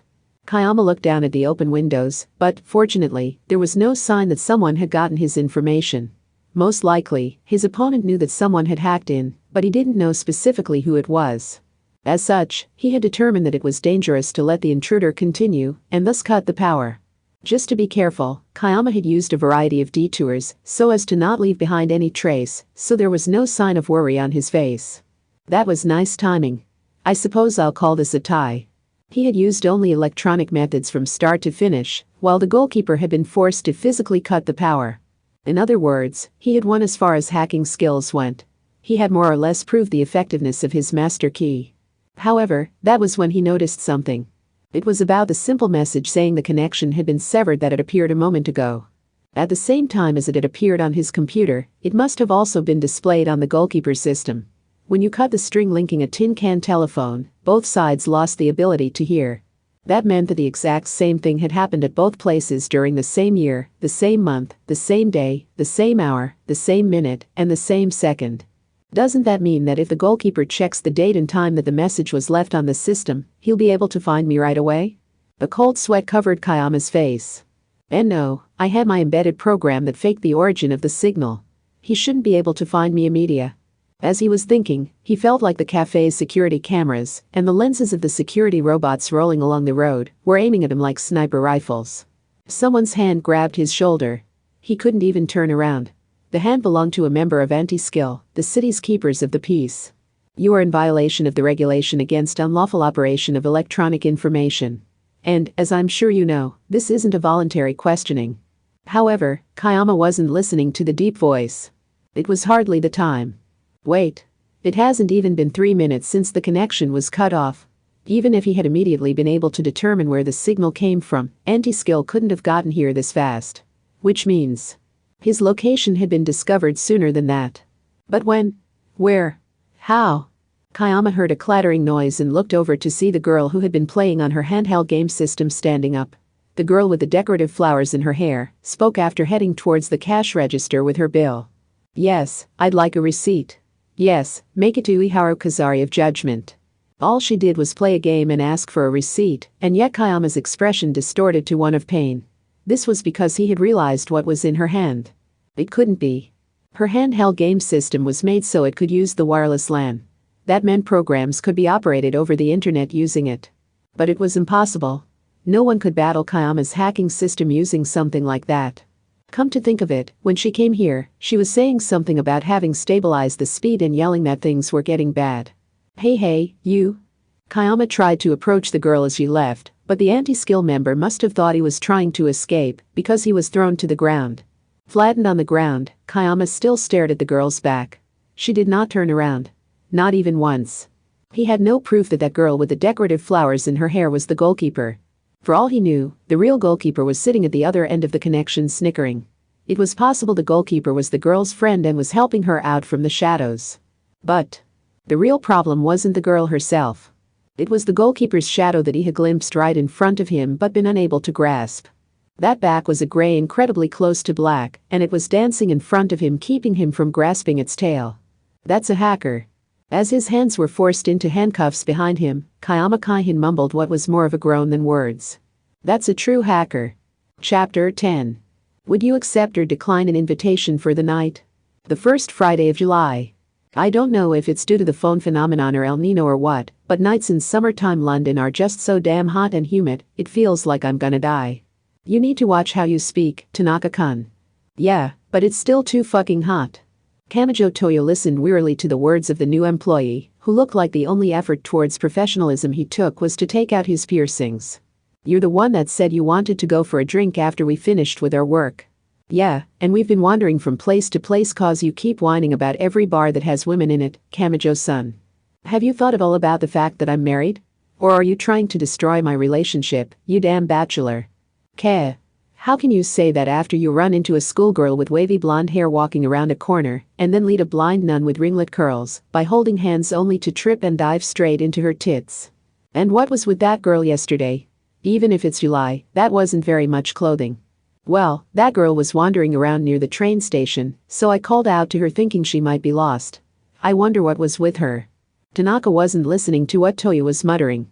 Basically, what he was saying would only infuriate a bachelor. Tanaka couldn't believe that someone like Toyo had such a young and beautiful wife.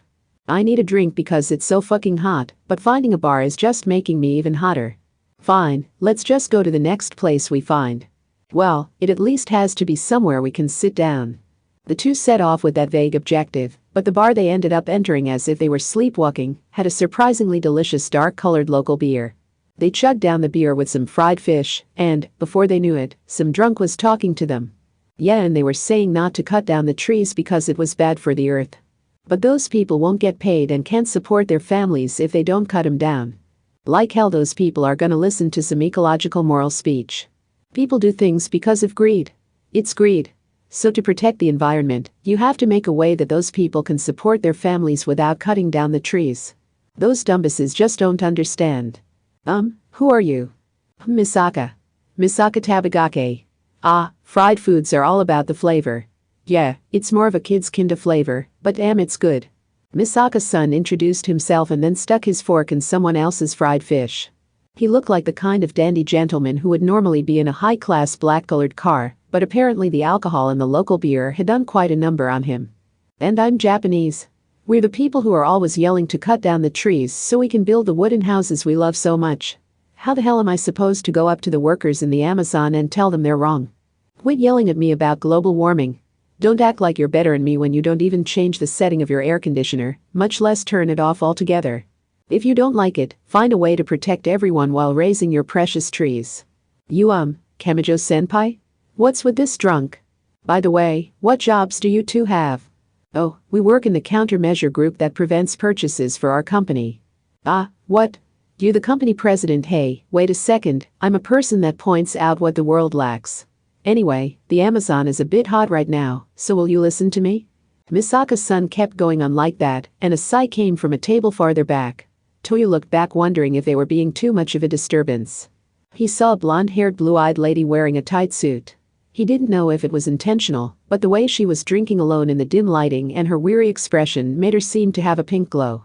Suddenly, Tanaka turned his attention away from Misaka's son and his back straightened. Oh, no. I know what that reaction means. Tanaka spoke before Toya could do anything. I'm gonna talk to her. I'm totally gonna do it. Don't.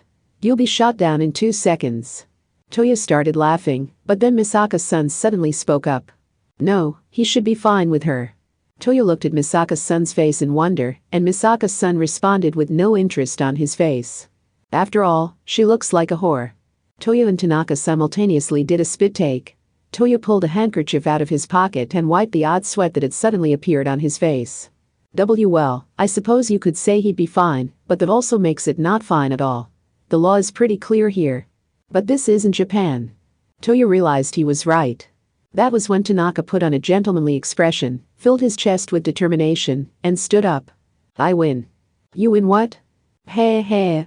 Kamijo-san, as a married man, you can't do anything here. But for a bachelor who doesn't even have a girlfriend, it's a different story. I have the complete victory here, ha ha ha. Damn, this feels good. I'm gonna get back at you for showing off that young beautiful wife of yours. After shouting that, the new employee dashed for the table in the back. The young beauty looked at the approaching Asian with suspicious eyes, and he got right down to the topic at hand without so much as a greeting. How much? He said in English. Immediately, the blonde-haired blue-eyed woman with a nice body formed a fist while still sitting in her chair and swung it directly forwards. With a thick noise, her fist sunk into Tanaka's crotch.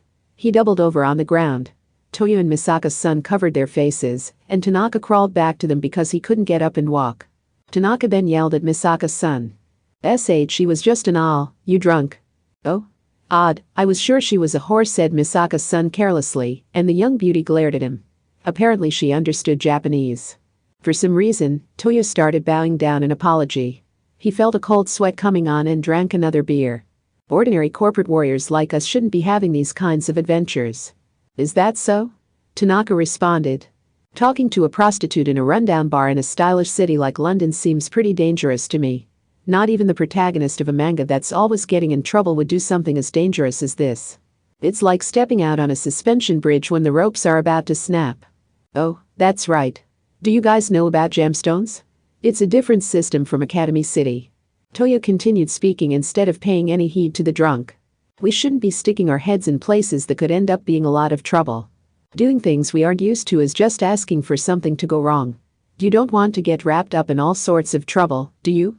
Just look at my son. That's no laughing matter. It's quite scary, really. But I want to meet someone, and that isn't going to happen if I don't have a bit of an adventure. You don't need to make a gamble. You're young, so you can wait to meet someone in an ordinary way. But meeting a beauty is out of the ordinary in itself. I'm betting you did something to get where you are. It makes me want to punch you.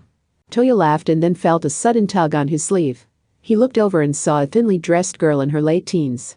She stared Toya in the eye without speaking. Who's that? Oh, it's the lost girl that was wandering around the station the other day when you were gone.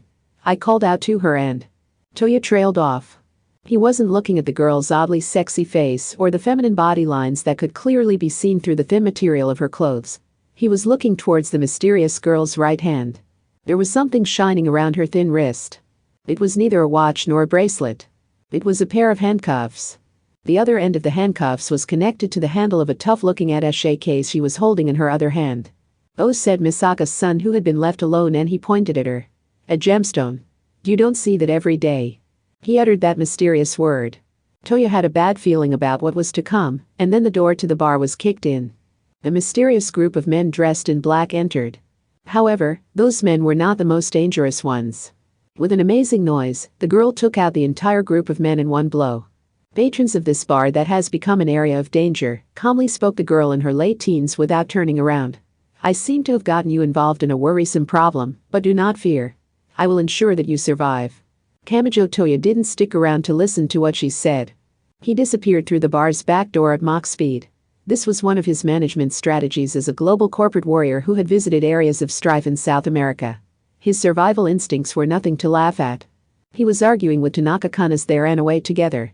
"See, it's exactly like I said. Ordinary corporate warriors like us shouldn't try to go beyond our limits. I told you it was dangerous to go for things that are out of the ordinary. But, Kamijo-san, you were the one that ultimately brought in the trouble. This is why I thought being with you was dangerous. Your wife would cry if she knew about all the delicious trouble you get wrapped up in everywhere you go." Well, maybe none of this had to do with that girl, and that all you talked to was the daughter of that mysterious group's boss. If that were the case, it's possible this could still play out as a lovely romantic comedy, but look, that girl came with us. Damn. So she was definitely the cause. Looking behind him, he saw the mysterious girl with handcuffs and attaché case. Those corporate warriors continued to get wrapped up in more and more trouble, and, in the end, they faked their deaths by blowing up an unmanned Cessna airplane as it flew through the air. However, they had something to say before the story moved that far along. "Don't worry, if we work together, we'll make it through somehow." "No. There's no real way we can win this." "Ha ha ha. You're not with your mommy anymore, kid." "No. How can you take this so lightly?" And like that, the exciting London night wore on. Chapter 11. Every field has exceptions. The second Friday of July. A girl was taking a nap in the cafeteria after the lunch break was over, and everyone should have left. Hey you. You're fairly conspicuous there." A male teacher who had happened to yell at her, but the girl wearing a white short-sleeved sailor uniform did not respond. She had lined up 3 or 4 of the cafeteria chairs and was lying sprawled out on top of them. Once she had confirmed that the teacher wasn't going to just leave, the girl finally drowsily turned her gaze towards him. "The infirmary beds are the best, but you get kicked out of there right away. You're taking the life of a student lightly, aren't you?" "No, not at all. In fact, I love this life." "Yes, you probably are enjoying what you're doing, but the life of a student isn't one of pure enjoyment. What year are you and what class are you in? I'm going to go call your homeroom tea." The male teacher's words were cut off by his phone ringing. He looked annoyed and hit the talk button, but his back straightened at the first word he heard. "Yes, sir. Yes, sir. I will check on it immediately," he said politely and then hung up. The girl spoke in an uninterested fashion, with her expression still one of drowsiness. "It seems you have some urgent business. Damn it. I'll be calling in another teacher to deal with you. Someone'll be here right away." The male teacher left the cafeteria sounding like he had lost, but was unwilling to admit it.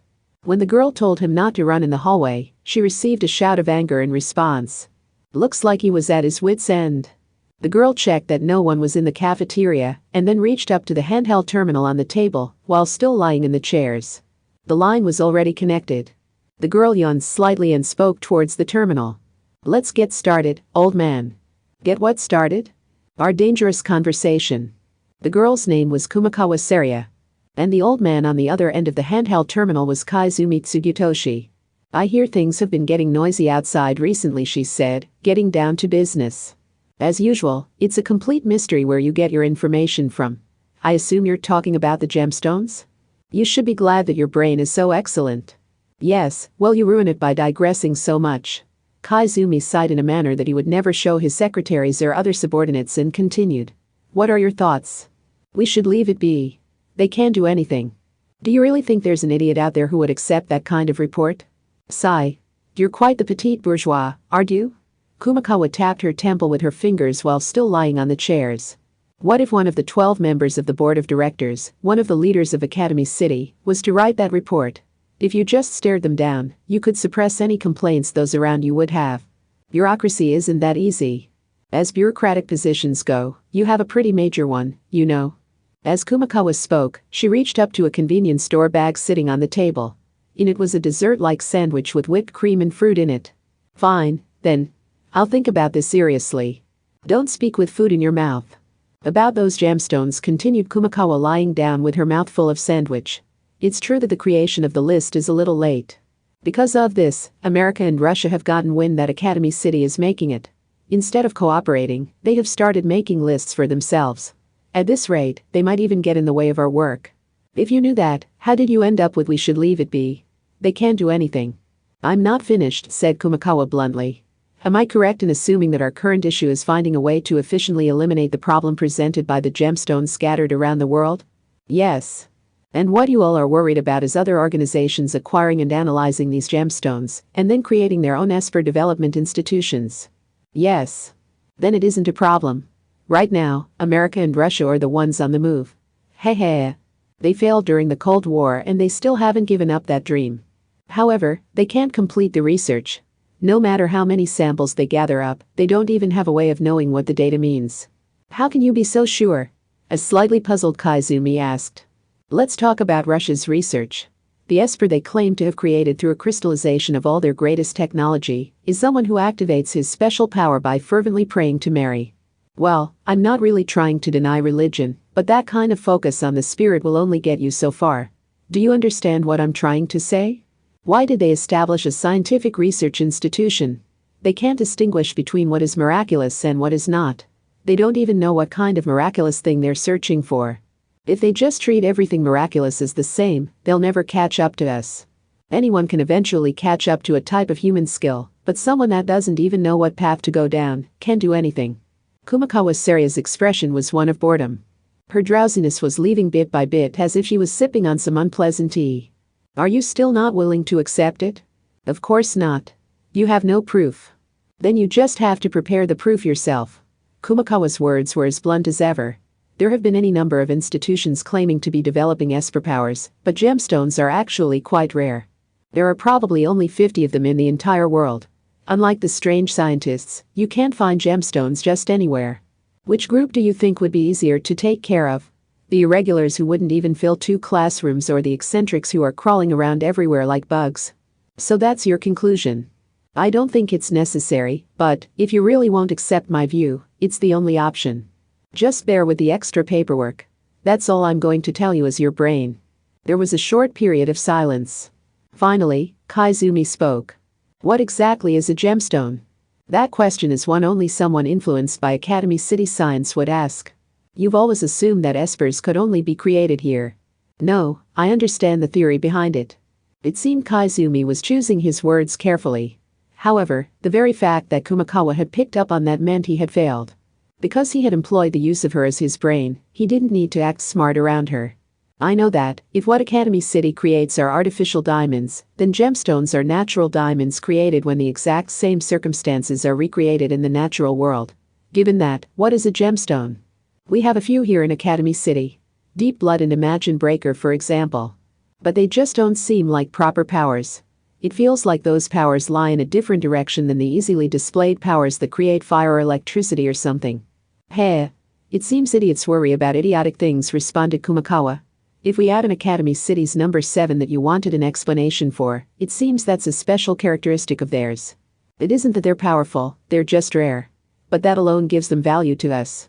But the obvious problem with espers that are useful because they're rare is that there aren't very many of them, Kumakawa added silently. There's one more thing I should tell you as your brain. What's that? It's probably best if you don't put Imagine Breaker in the category of gemstones. I don't know the details, but he's probably something much more interesting than we think. Kaizumi Tsugyutoshi remained silent for a short bit. His brain had said there was something she didn't know. He thought about what that meant before speaking again. You sound like you're enjoying yourself. Of course. Thinking is my job. Let us move the stage to after school. A boy with spiky black hair was walking with a large number of other students as they headed to their club activities or out to have some fun. However, that boy had the misfortune of having the sprinkler malfunction in a way that caused it to spray him and him alone directly on the head. When the one-person shower came down on the boy's head like a theater spotlight, he yelled out in surprise. Bah! That was when a girl in a white short-sleeved sailor uniform showed up. She came over next to the boy with the wet spiky hair and just laughed at him without lending him a towel or a handkerchief or anything. The most meaningless things always happen to you, don't they? Shut up. It's just my usual misfortune. I wonder how that misfortune works. If you looked into it, you might be able to find an interesting set of rules behind it. You certainly seem to be enjoying yourself, senpai. Oh, I am. It's because of things like this that I love this life so much. She giggled and then continued speaking. This school is overflowing with exciting things. Chapter 12. A debate between a sniper and a bomber. The fourth Friday of July. This occurred 3 days prior. Sniping is so old-fashioned, came a voice to the front. As a man who earned his living expenses by being hired as a sniper, Sunazara Chimitsu was at a loss for words. However, the woman in front of him continued speaking as he cleaned out the slight bit of soot that had gathered inside his gun. Actually, doesn't sniping have a lot of pointless things in it? Whether it's 5mm or 7mm, aiming for someone's head or chest with such a small bullet is just pointless. Just a little bit of wind and the bullet's trajectory is off, the target just has to sneeze and you've failed, and, if they're wearing any bulletproof equipment, you might not kill them in one shot. That all just makes it pointless. She was a tall woman. She was even taller than Sunazara, who was solidly built himself. She was also thin. She might even have been thin enough to be said to have a model's figure. She was a beautiful woman with a well-featured face, but she wasn't fit for this job. She was so beautiful that it harmed her ability to hide herself. There was more to hiding oneself than putting on camouflage and hiding in the jungle. For example, when sniping in a large city, a sniper would mix in with the crowd, head for an elevated area, and then mix back in with the crowd to leave once the attack was complete. She wasn't suited for that kind of job. Her name was Stephanie Gorgispolis.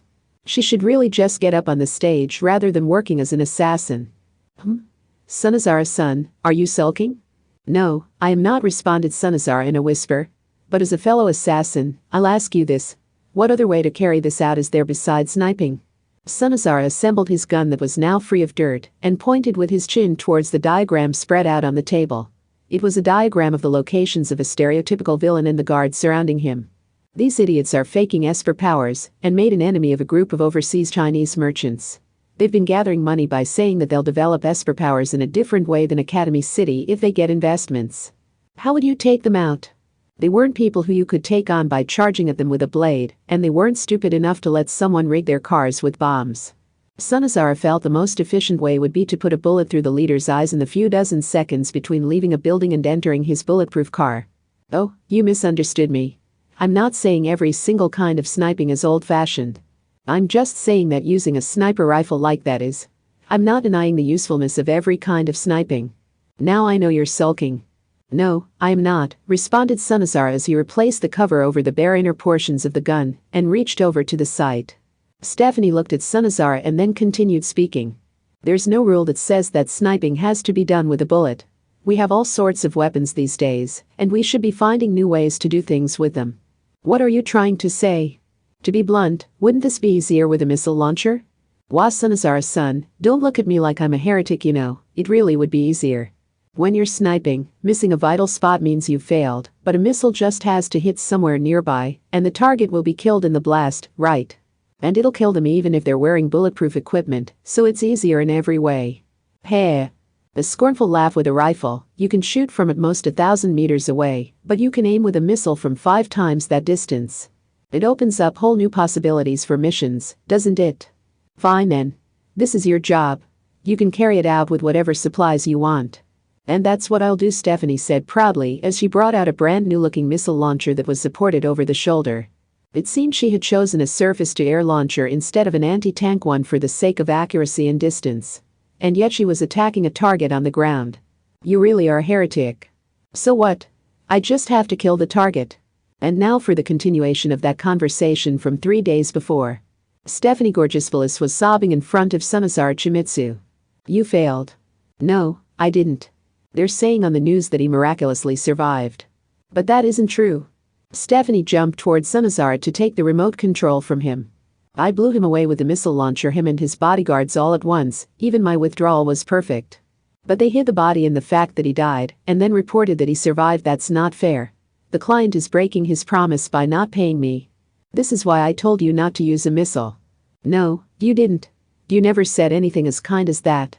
While nimbly avoiding Stephanie's attacks, Sunazara changed the channel. Every station was telling essentially the same story. Blowing all of them away makes it a catastrophe. If you efficiently display the body, they can't fool anyone. Sunazara sighed and then continued. To the client, it doesn't matter if the target is truly alive or dead. Socially, the target is still alive. The ability to reliably kill the target in every meaning of the word is the quality looked for in an assassin. Aha! That is why we go out of our way to hide within heavily guarded parades and put a bullet between the target's eyes while everyone is watching. Not causing so much damage is better at preventing anyone from making excuses, and a shot to the head is especially effective in that regard. Old-fashioned methods are used in modern times because of how effective they are. Really, how stupid can you be? At that point, Sunazara threw the remote control to the side and pushed Stephanie away. What are you going to do now? Eh? What do you mean? Now that you have failed so spectacularly leaving your target alive in a social sense, it becomes exceedingly hard to re-kill him.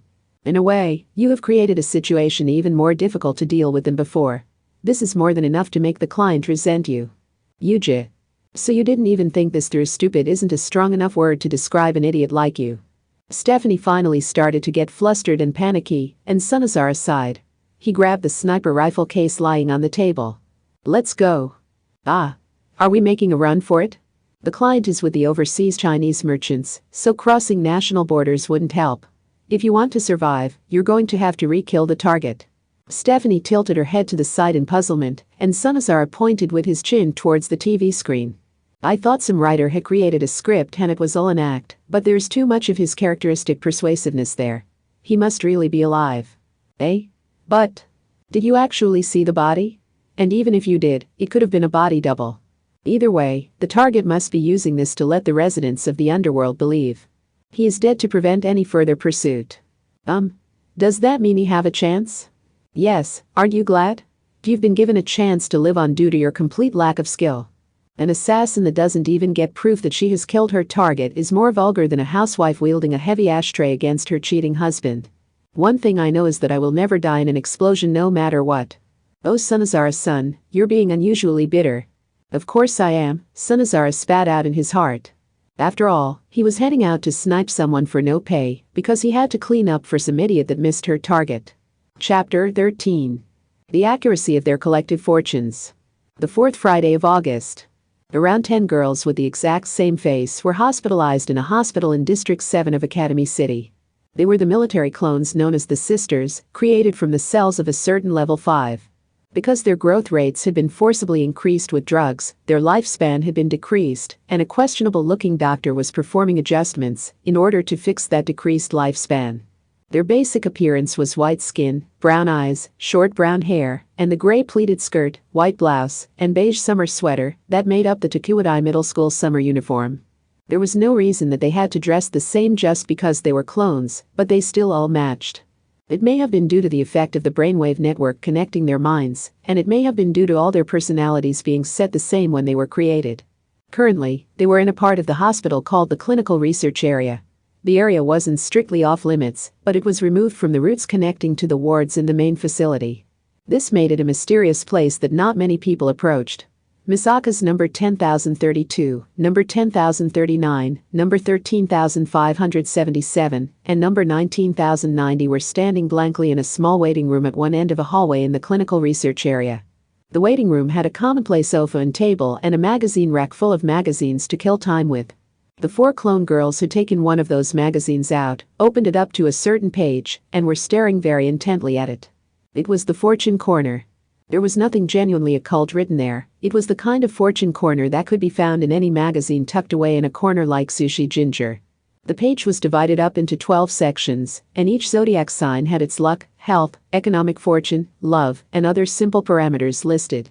They also had their lucky colors and lucky items listed. If Misaka looks up her creation date in the 12 Greek signs. Number 10,032, the girl that a certain spiky-haired boy called Misaka Amato, looked down at the zodiac signs. This month is your chance for a change of occupation.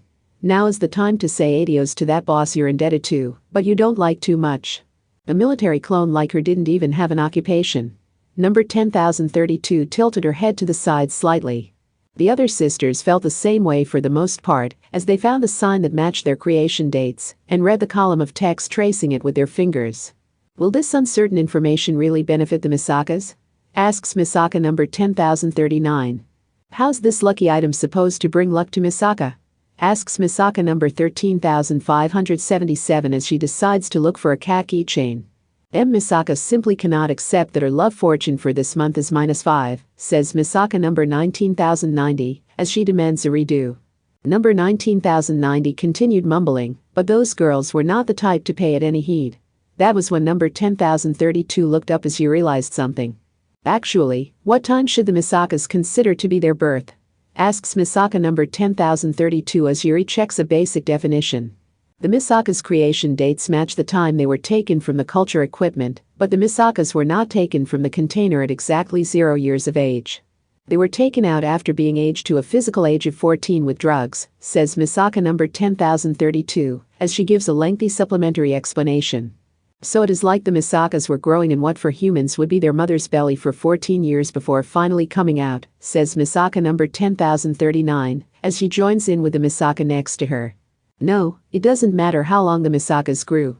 Isn't the time someone comes from their mother's belly a good enough definition for their birthday? Says Misaka number 13,577 as she takes the opposing view.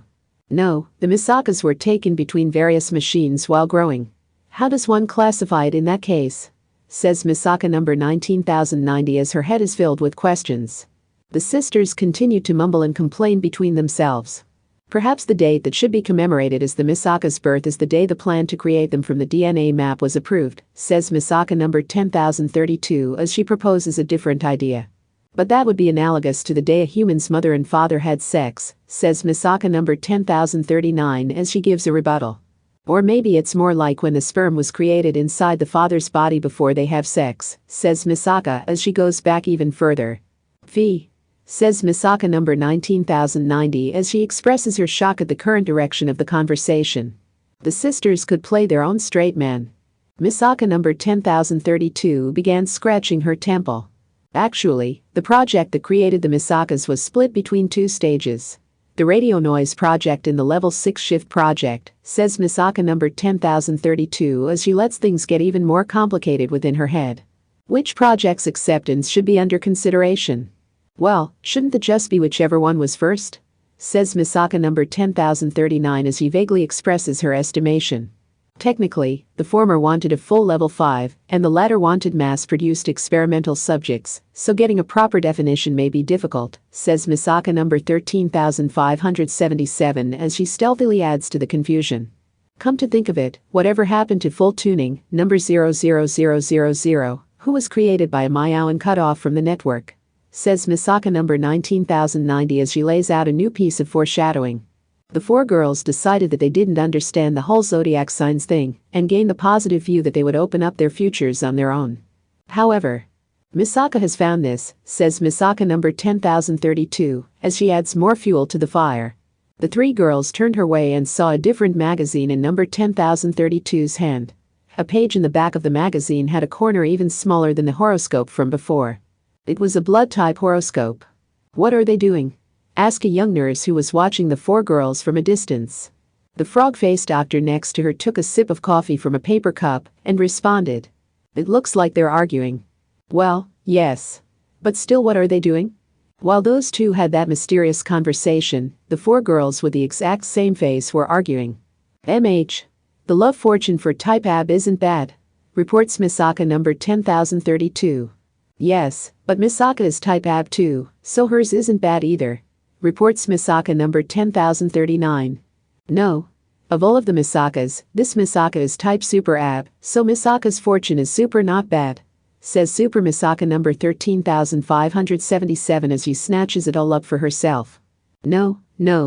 This Misaka gets the last laugh, says Misaka number 19,090, as she declares herself to be the supreme ruler of the AB world.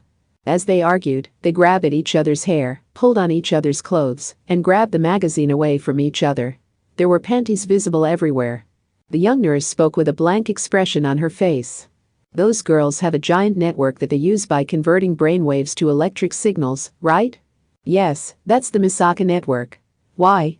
I had taken that to mean that each individual one had an ego, but the giant network functioned as a single brain that held a single will that intervened with the individuals. Yes, that's how it works. And they still argue? It seemed the young nurse didn't understand how that could be possible. The frog-faced doctor took a sip of coffee and stuck out his tongue because it was slightly too bitter. Normal people choose a single option from several and act on it. For instance, if you see a cake in front of you while dieting, you have two thoughts. I want to eat it, even if it will make me fat, and I won't eat it, because it will make me fat. Why, yes. A normal person whittles down the multiple options one by one, until only one remains and then acts on that option. We only have one body, so we can only act on one view even if we hold several. So you're saying that's what that is? Yes. Those girls have a single large will that intervenes with the many physical bodies, so they don't need to narrow their thoughts down to only one opinion. This doesn't work with everything, of course, but with options like the cake example, they don't have to choose because they can choose both. After all, they actually have multiple bodies. The young nurse looked back at the girls whose panties were on full display. Was it possible she was viewing a very precious sight? As a result, they have a single large will unilaterally intervening in their minds, and the different individuals have started to choose different paths of action. That's why they can have conversations and they can fight while still all being Misakas. I think it's a good thing. It's very human. It seemed the frog-faced doctor didn't really mind. He lightly rocked the paper cup full of bitter coffee back and forth and continued speaking in a casual-sounding voice. I pray that this will lead to them growing individual personalities. Chapter 14. The Dance Between Goalkeeper and Intruder. The third Friday of September. To be clear, Uehiro Kazari is not superhuman. It was after school and she was in the Judgment's 177th branch munching on a cookie. She looked as if she had realized something, and then looked towards the notebook computer sitting atop a steel desk. MGH, someone troublesome is here. It was an intruder. However, this was not someone breaking into Uehiro's computer or to Judgment's 177th branch. Currently, electronic attack after electronic attack was being carried out on the bank that managed all of Academy City's data, and Uehiro was carrying out countermeasures. One link in the bank's defenses was to send all data being sent to the bank through Judgment's large server first. Some data was ignoring that detour and heading directly for the bank. That flow of data was impossible through normal operations. Someone was hacking. And it was no normal hacking. This access wasn't being made through a security hole that Uehiro hadn't thought of before. And she had already filled all the boring holes anyway. That meant Misaka Mikoto, a young lady from the prestigious Esper Development School Tokuwadai Middle School, was sitting on a station bench. The portable terminal she was operating in her hand was connected to the network via a wireless LAN. She was one of the only 7 level 5s in Academy City. She was Railgun. She was ranked number 3 out of the entire city, and she had the highest class electricity control power. Mikoto was controlling various things by directly touching the screen with her index finger, but the screen was displaying a lot more going on than what her finger could be doing. Symbols and strings of characters were scrolling by too quickly to easily read, and Mikoto wasn't paying attention to each and every one. She had started picturing the machine in her head, and the computer was taking care of everything on its own almost as an after effect. Mikoto was attempting to access Academy City's bank. She had made it this far and a few times before, but this time no one was stopping her. She was sure people on the other side were probably concerned that someone might have hacked in, but she hadn't done enough to give them a reason to disconnect from the network and isolate the bank. Well, it must be a difficult decision. Cutting off access to the bank would bring about a greater time loss than stopping the trains for an emergency. While staring at the windows appearing and disappearing, Mikoto exhaled softly. She wanted to use her full power and just get it over with, but she didn't want to destroy her own machine either. Uehiro used her eyes to follow the data, attempting to directly access the bank, and returned her half-eaten cookie to its plate. This has happened before. This time seems to be at a higher level though. She looked at the screen and exhaled. She was seeing something that would be impossible to do by operating a computer in the normal way. In other words, she was up against an Esper hacker. Academy City was a city of Espers. That of course meant that there were tons of Espers who could use their power to hack. Some read a user's mind to get their password, some used electricity to seize control of the computer, and some could even control the information directly. It was difficult to drive back people like that while using a computer normally. The difference between a normal user and a hacker was how well one could use the visible system and how much of what was going on underneath one could read, but Esper hackers had something even further underneath at their disposal. However, this was a city swarming with Espers. If I hesitate here, how am I supposed to protect the peace of the city? Uehara renewed her resolve and rechecked the flow of data. The data was not going through the shortest route that Uehara had previously set, so the hacker wasn't reading Uehara's thoughts. Also, the data wasn't being removed while completely ignoring the defensive walls, so the hacker wasn't someone who could directly contact the information. That means, most likely, she was up against an Esper who could control electricity. However, electricity powers were popular, so it was near impossible to determine who the hacker was from just that. Uehara frowned and used her eyes to follow the pattern with which the data was moving. That little bit of interaction with the data brought the flower that the system was to her mind. Currently, she was looking at the end of a root. She imagined the stalk and the leaves from there, and then the flow of water and nutrients. It all created a large image of the whole flower in her head. This way of calculating within a kind of organization by imaging it from various angles was what Uehara did when she hacked. If Uehara Kazari actually had a special ability, she might have been able to construct a tremendous personal reality and display enormous power. But Uehara bit her lip. Her image that began from the tip of the roots suddenly burst when she had reached the stalk. Her opponent must have been using extremely high-level calculations because she couldn't read the path taken by the event she was seeing happen in front of her eyes or the personal reality causing it. And if she didn't understand what her opponent was doing, she wouldn't be able to come up with a way to stop it. What do I do? Uehara's fingers wandered around above the keyboard. It was a similar action to when someone couldn't decide what item to choose, and it was a symbol of her distress. Okay. Looks like it's around here, muttered Makoto as she stared at the quickly changing screen. Currently, she was performing a standard password cracking. Just because she had the power to control electricity didn't mean that she could break through every kind of security with it. In fact, Academy City was full of Espers, so special defenses against that kind of irregular attack had been developed. However, no matter how one thought about it, someone with an Esper power had the advantage over someone who didn't. Of course, she didn't break through everything just by using her power. After all, there was no reason to get fixated on doing so. She would use her power to overcome security that was difficult to break with a normal computer, and she would use the computer for the special anti-Esper security. Makoto was hacking into various targets using the most effective method at each point. And then her work was complete. Makoto tapped a few keys and was through the final piece of security. Now then, where is that data? Oh. Makoto stopped moving. As she stared at the screen, only her eyebrows twitched. The screen was displaying the massive data in the bank as it was being encrypted at overwhelming speed. No way. From the characteristics of the random strings of characters the symbols and numbers were turning into, it was most likely Omega Secret. Omega Secret was a random number encryption that had won an absolute encryption contest held on Academy City's internet. No, you've got to be kidding me. That absolute encryption contest wasn't something with any actual benefit, like letting a computer play chess with a human. In fact, it was famous for having unpleasant effects. The Omega Secret created in that contest was famous for being unbreakable, but the data was randomly encrypted, making it impossible for even the program itself to decrypt it. It was said that something encrypted by that monster would take even an Academy City supercomputer took 200 years to decrypt. What idiot decided to use that? The most troublesome part about Omega Secret was that every file from the smallest to the largest would take the same 200 years to decrypt. The differences between each file was made up for with random numbers, so there was no pattern to decrypting that could be used on all files once it was discovered. After decrypting one file, the next one would need another 200 years.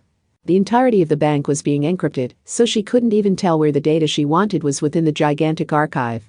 The only way to ensure she had the data she wanted had changed from choosing what she wanted and stealing it to preparing a gigantic databank the size of that storage server and transferring every piece of that ridiculous amount of data. There was nothing she could do.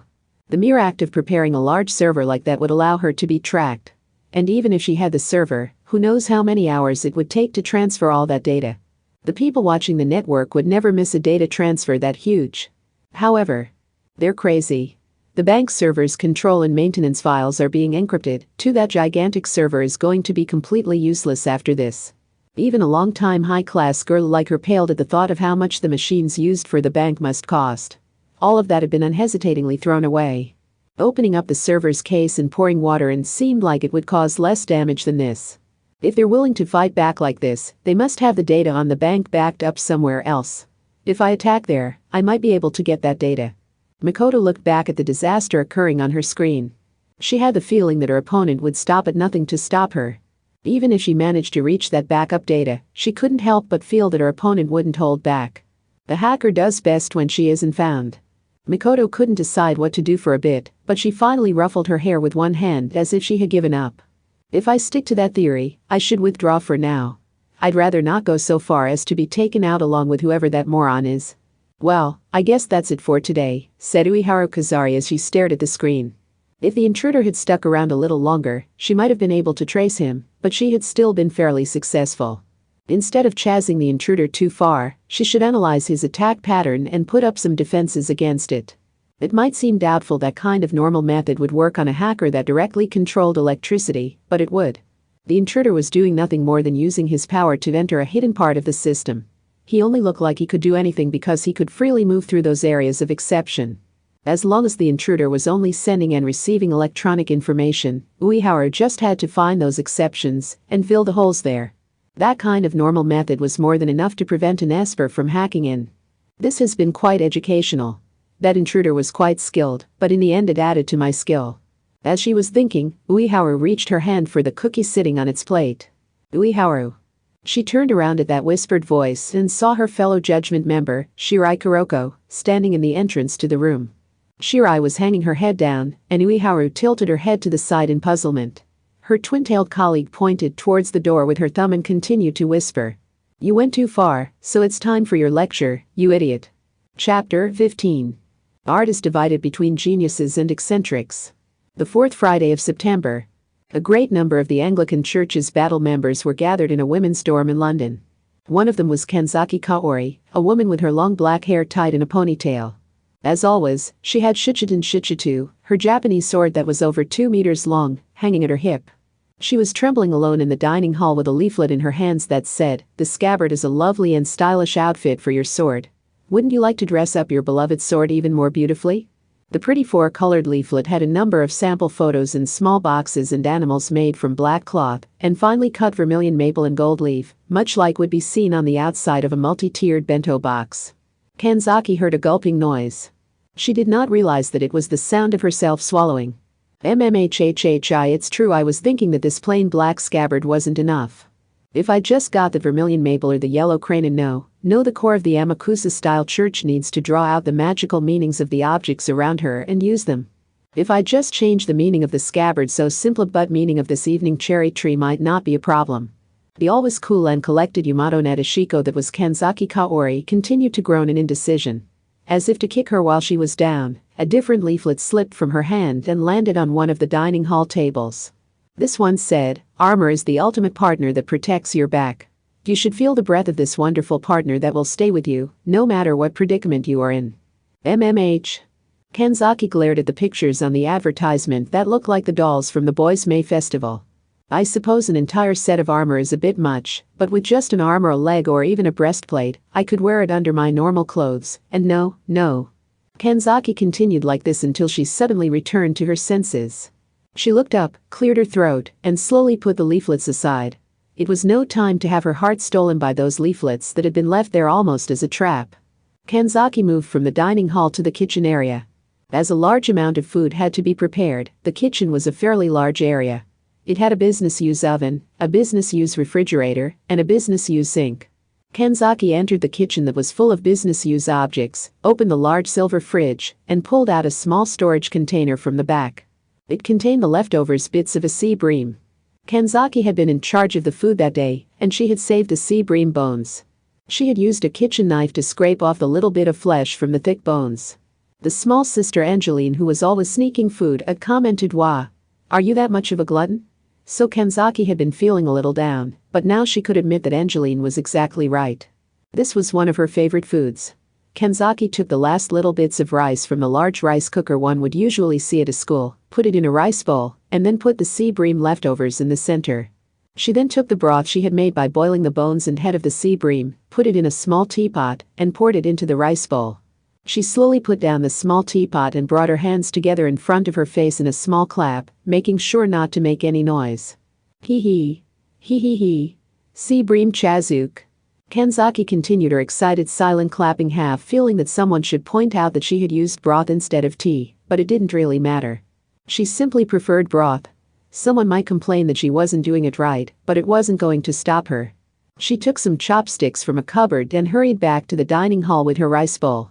She was smiling widely and couldn't keep her butt from swaying rhythmically while wrapped in her indigo-dyed yukata. Now then. Time to eat. Hey, who's eating something that smells delicious this late at night? It smells so good it's making me so hungry I can't sleep. Kanzaki started panicking once she heard a couple of female voices suddenly come from the ceiling. She heard hurried footsteps getting closer and closer. She only had one sea bream Chazuke, so there was no way she could comply with the request that was sure to come, now that those girls had smelled it. That left only one path. At this rate, they'll start fighting over it. Kanzaki Kaori built up her resolve, grabbed the rice bowl that still had steam rising from it, put her lips to the edge, and stared, quickly moving the chopsticks. Her eyes filled with tears, but it was hardly the time to worry about that. That was the only way to stop a pointless fight from occurring. It wasn't that she was afraid of having someone else take the sea bream Chazuke from her. Kanzaki threw the empty rice bowl and chopsticks in a dishpan full of water and disposed of the small bit of broth still left in the teapot and pot. Finally, she sprayed a deodorizing spray around the area. It all only took about 30 seconds. Just as she straightened up after putting the can of deodorizing spray back in its proper spot, the starving nuns noisily entered the kitchen. As expected, the first one in was the short nun with braided blonde hair, Angeline. She was sniffing around with her small nose. Kanzaki-san, did you see some mysterious person with food that smelled amazingly good wandering around here? And no. I didn't see a mysterious old man delivering ramen or anything. Odd. I could have sworn the smell was coming from around here. Angeline wandered around the kitchen sniffing like a war dog that had lost its prey. Kanzaki slowly turned her gaze away from Angeline and the other nuns behind her and looked to the window. She noticed a grain of rice on her mouth and hurriedly pushed it into her mouth with a finger. As all this was going on, the tall nun with cat's eyes, Lucia, entered the kitchen having noticed all the noise. She began speaking to Angeline. Sister Angeline. What is going on here? This is the autumn of art. And so I thought I'd try my own hand at art. Kanzaki looked over at them questioningly and saw a choco cornet in Angeline's hand. The bread had 3 silver-colored forks stuck into either side. The look in Lucia's eyes eloquently expressed her anger over the wasted food and that she was going to spank Angeline 100 times later. Angeline spoke while holding the dessert bread with its wing-like forks. This is an expression of the anger swirling around inside me. I see. The anger in my heart wants to leap from my chest, but energy is needed for it to do so. The exchange of energy means that anger directed towards others comes back to you. Basically, what I'm trying to say is that getting too angry makes you even hungrier. Okay, now that master artist Angeline's audio commentary is over, I'll be spanking you 100 times, said Lucia with a heavy sigh. That was when Sherry Cromwell, a gothical Lolita magician with light brown skin and blonde hair like a lion's mane, entered the kitchen. Sherry was the manager of the magical site of the Royal Academy of Arts, and, when she entered the kitchen, she completely ignored the issue of Kanzaki and the sea bream Chazuke, and looked over at the dessert bread with forks. Title: Anger Burns the Self, that Angeline was holding in both hands as she was being spanked. Art? Don't make strange jokes that are so difficult to understand. Look, now that you've said that, Sister Angeline is yelling out as if she has had her eyes open to some mysterious truth. The real reason Angeline was yelling and opening her eyes wide was because Lucia had added 80% more force to her spanking as she snapped at Sherry, but Lucia didn't seem to realize that. Meanwhile, Sherry must have had great respect for the mysterious dessert bread with forks that frankly expressed human emotion, because she started putting on thin gloves, as if she were about to handle a true antique. Hey, nuns number 1 and number 2.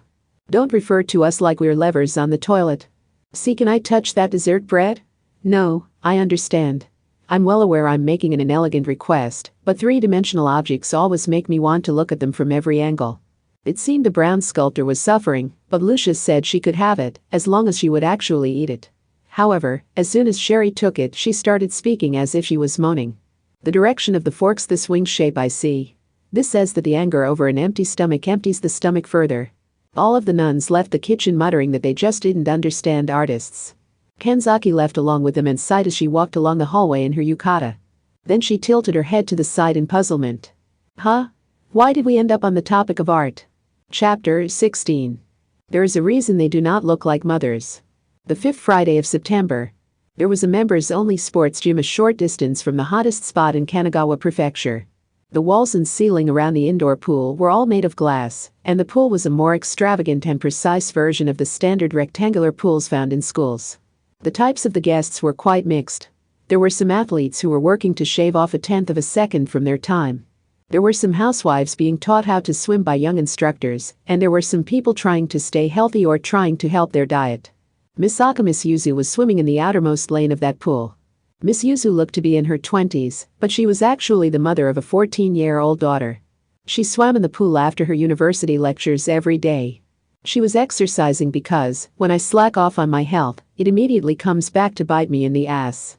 Despite exercising for such a dubious reason, her speed was amazingly fast.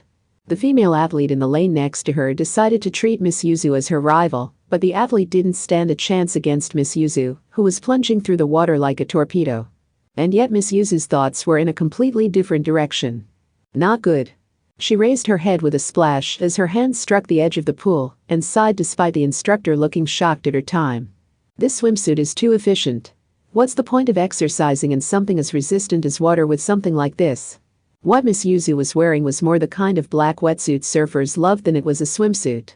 The arms and legs cut off around the elbows and knees respectively, and it emphasized her body lines much like a one-piece swimsuit. She had ordered it without really thinking about it when she saw it was a swimsuit that let you swim fast, but it regulated the flow of water too well. It would have been great for a serious swim meet, but Miss Yuzu just wasn't the kind of customer it had been made for. Then, "Oh, are your classes done for the day?" "Ah, hello, Kamijo-san." Miss Yuzu took her hand from the water and waved it in response to the voice that called out to her from the poolside as she supported herself on the course rope. The Kamijo-san she addressed was a woman named Kamijo Shiina. It seemed she had moved to the area recently and had become quite a celebrity in the neighborhood as the flying young lady because of her powered paragliding hobby. Also, despite being referred to as a young lady, Shiina was a mother with a child in high school. Miss Yuzu guessed that Shiina was even older than her, but the resilience of her skin and other such things were quite excellent. The arms and legs stretching from her graceful white one-piece swimsuit, it only looked graceful. It was actually quite aggressive in every possible way, looked like those of a teenager. "Kamijo-san, are you doing the same thing you always do?" "Yes. My hobby requires that I train my lungs quite a bit." Miss Yuzu checked Shiina's upper arms and thighs during this casual conversation and grumbled in her heart over how perfect her body was. "Damn. What kind of stretches does she do to stay that young looking?" Of course, Miss Yuzu was quite beautiful herself. She looked young enough that she could mix in with the students and attend university lectures without seeming out of place. However, she knew that people were putting hidden extra words in their comments about how young she looked, such as "she's so beautiful," for someone who isn't a beauty, "she looks so young," for someone with a kid, or "she looks like a college student," even though she's a middle-aged woman. The monster known as old age had opened its mouth and was trying to swallow Miss Yuzu whole as she ran as quickly as she could away from it. Miss Yuzu just couldn't help but be jealous of Shiina. Because she put in so much effort, she could tell. Kamijo Shiina was older than her, and yet she did not go to any of the effort she did. And even so, she had youthful looks to spare. "Here I go," said Shiina as she held onto a kickboard with both hands, stuck her face in the water, and just lay floating there like a corpse. "Maybe I should get Makoto-chan to introduce me to an amazing health machine from Academy City." No. "If I just diet, it'll eliminate the fat that gives you glossy skin, and I'll just be all dried out." Miss Yuzu continued muttering into the water until Shiina was done with her corpse mode, and the two women moved to the poolside. Living alone as a housewife is surprisingly comfortable and enjoyable. Of course, that's only because I know he's coming back periodically. "Oh, Misaka-san, did your husband move elsewhere for his job?" I wouldn't really say Himaveti, just never know where he is or what he's doing. Mine still technically lives at home, but he has lots of overseas business trips. Also, he always comes back with weird souvenirs. I sometimes feel like he's delving into some great unexplored area of the world." Miss Yuzu and Shiina laughed together. The two women did not know that their husbands, as well as the Tanaka-kun, the new employee, and the people they met on their journeys, were actually getting into real trouble all over the world. Drying herself with a long towel, Shiina suddenly spoke. "I heard that my son's school wasn't having their midterms." "Oh, yeah. It's the same for Makoto-chan's school. I think they said the grades for 2 terms were going to be decided at the final exams." She doesn't feel that kind of pressure though, so she'll do the same as ever.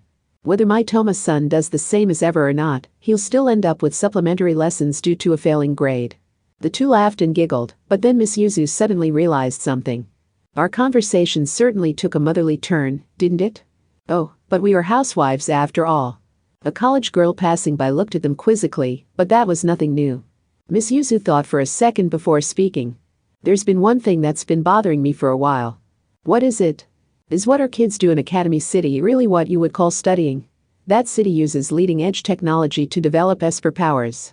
Well, I suppose Shiina said before, silently adding, I'm not so sure that's true with my Toma-san. I wonder what it is that determines if someone can gain Esper powers or not. Oh, I don't really know anything about that, but doesn't that have to do with genetics and DNA? I suppose so, said Miss Yuzu as she nodded. But then? Nothing, I was just wondering if the fact that Makoto-chan became Academy City's number 3 level 5 meant that I could have electricity sparking from my bangs if I underwent the curriculum. My was Shiina's refined expression of surprise. Maybe it was because she had left her child to Academy City, but Miss Yuzu's thoughts continued on that path and ended up elsewhere. When I think about the possibility that there could be tons of people like that in the world, it gives me a mysterious feeling. My Makoto-chan is ranked number 3, but what if there were people all over the place who had even more amazing powers, but no one realized it? With that last question, she was more speaking to herself than to Shiina. Perhaps there were people who never realized their own ability and lived their entire life as a normal housewife. And perhaps there were people who thought they were normal people, and yet they had used a mysterious power without even realizing it. Perhaps there were powers that were not as easily noticed as having fire come from one's hand or sending lightning from one's bangs. Perhaps the everyday phenomena that people experienced, such as having good instincts, having neater handwriting than the average person, looking younger than you actually were, or any other silly little mysteries had laws and theories behind them. Perhaps certain idiosyncrasies were actually special powers the people lived with. Oh, then how about you transfer to a university within Academy City? That does sound like fun, but someone my age can take part in the curriculum that develops Esper powers, Miss Yuzu said with a laugh. In the end, I don't know the truth, but I feel that it would truly be wonderful if these dreams of mine were true. Chapter 17. B-movies and unpolished gemstones. The first Friday of October. Due to various circumstances, Hamazura Shiage had quit Skill Out and begun doing subordinate work for a small organization from the dark side of Academy City known as Item. Item had only 4 members, but those 4 were powerful enough that they received a large budget that came from somewhere or other. This story begins with a request from Kinihata Sai, a girl of about 12 who was a member of that mysterious organization. Hamazura, can you get me an ID super fast? It may have been temporary, but I once led a skill out group of over 100 people. Why are you giving me odd jobs like that? Quit complaining. I super need an ID. Damn it. So you're asking me to make one? I suppose it depends on the kind you want. I can get you an IT card right away, but a passport will take some time. Hamazura was quite an outlaw, and he didn't deny that he could do it. Kinihata waved her small hands quickly. I don't need something as super elaborate as that. I just need to fake my age, so I'm super okay with a student ID from some high school. What kind of job do you need that for? It's an extremely super important mission, Kinihata responded to Hamazura's simple question. I super need to see a movie rated R18 that's opening this week. And that was how the first job of Hamazura's second life was decided. Kinihata Sai's hobby was watching movies. The term movies could refer to a large number of genres and ranks, but she was a movie enthusiast who was drawn in by very obscure ones. If you told someone the title of the movies she watched, their reaction wouldn't even be never heard of it. It would be what? Is there really a movie theater here? We're only going to a B movie this time. This place is super good for B movies. If you wanted to go to a C movie, you'd super have to go even deeper. Hamazura groaned. They moved from the main road into a back lane, then into an even smaller path that branched off, and they continued on and on down narrower and narrower paths, until they reached a place that seemed like no more than a small gap. There, they found a building that looked like it was being crushed by all the multi-tenant buildings above it. The theater was in an area so thick with buildings that it would be hard to check on that place with a satellite. It seemed to be Kinihata Sai's secret spot.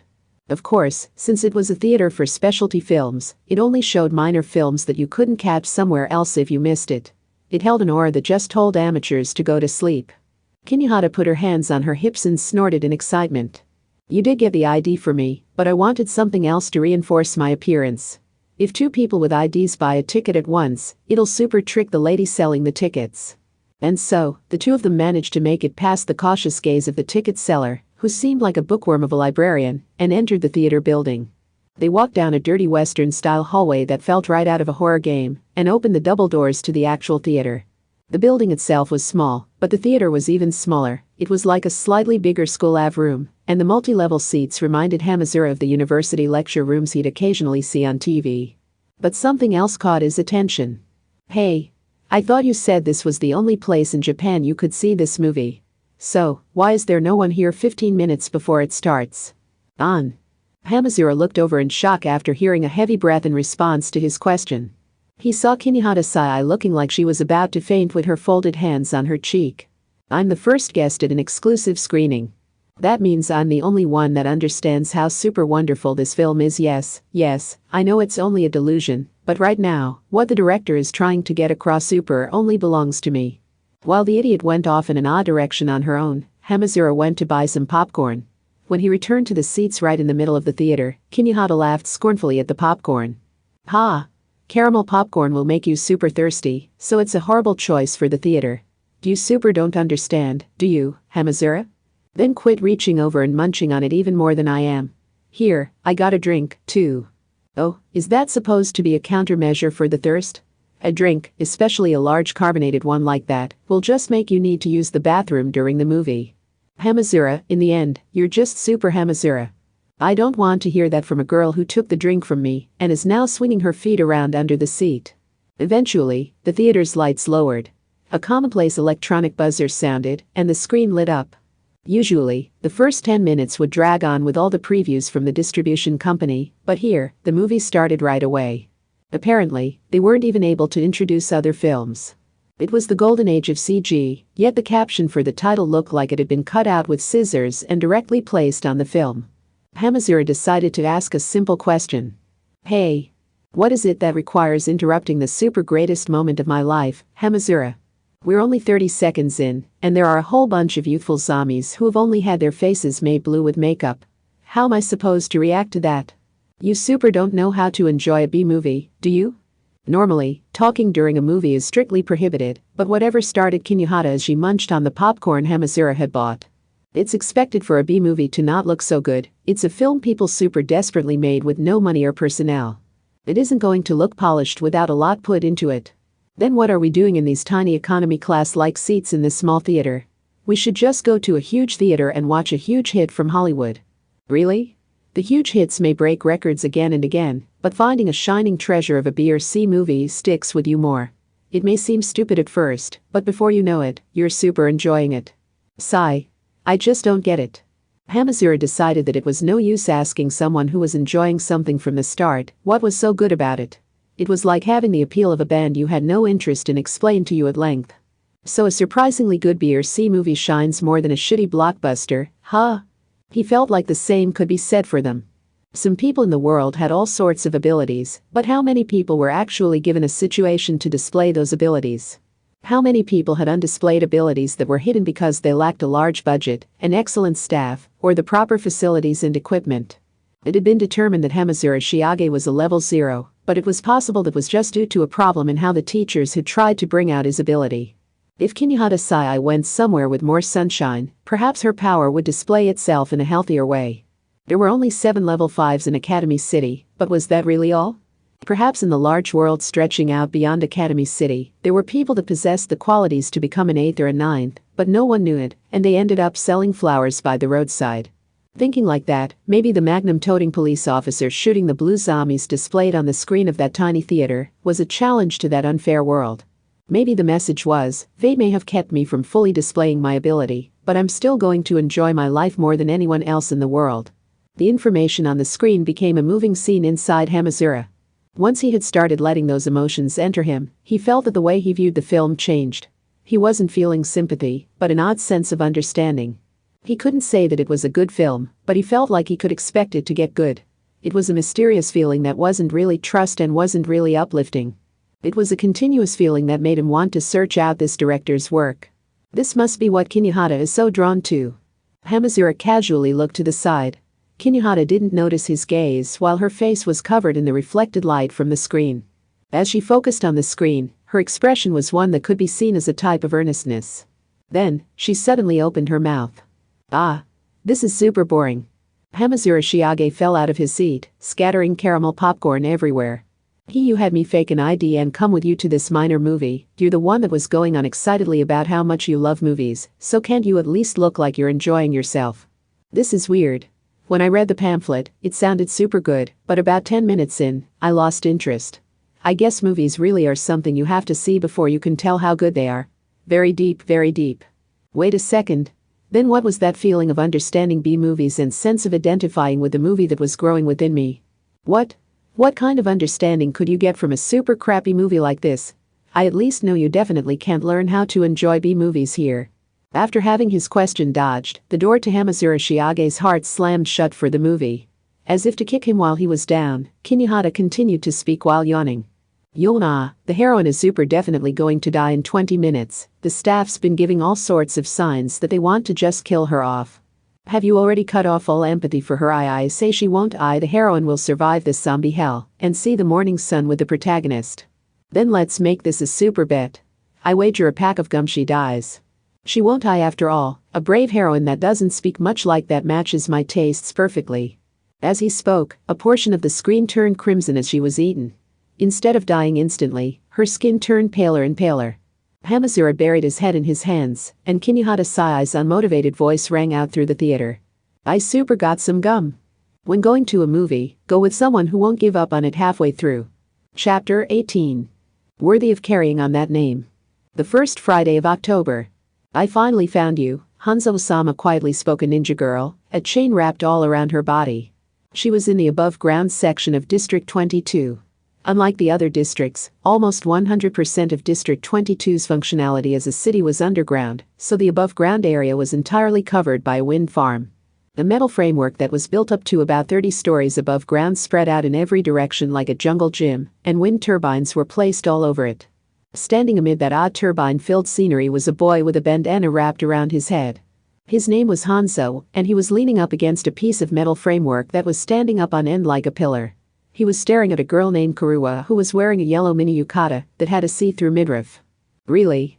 I went out of the way to disguise my status and hide in the city, yet you still spend half a year running after me. What is you so intent on hunting me down? The revival of the pure line of Hattori and the revival of the Igakuruwa responded without hesitation. However, Hanzo only sighed when he heard that. I think you're a little confused about what a ninja is.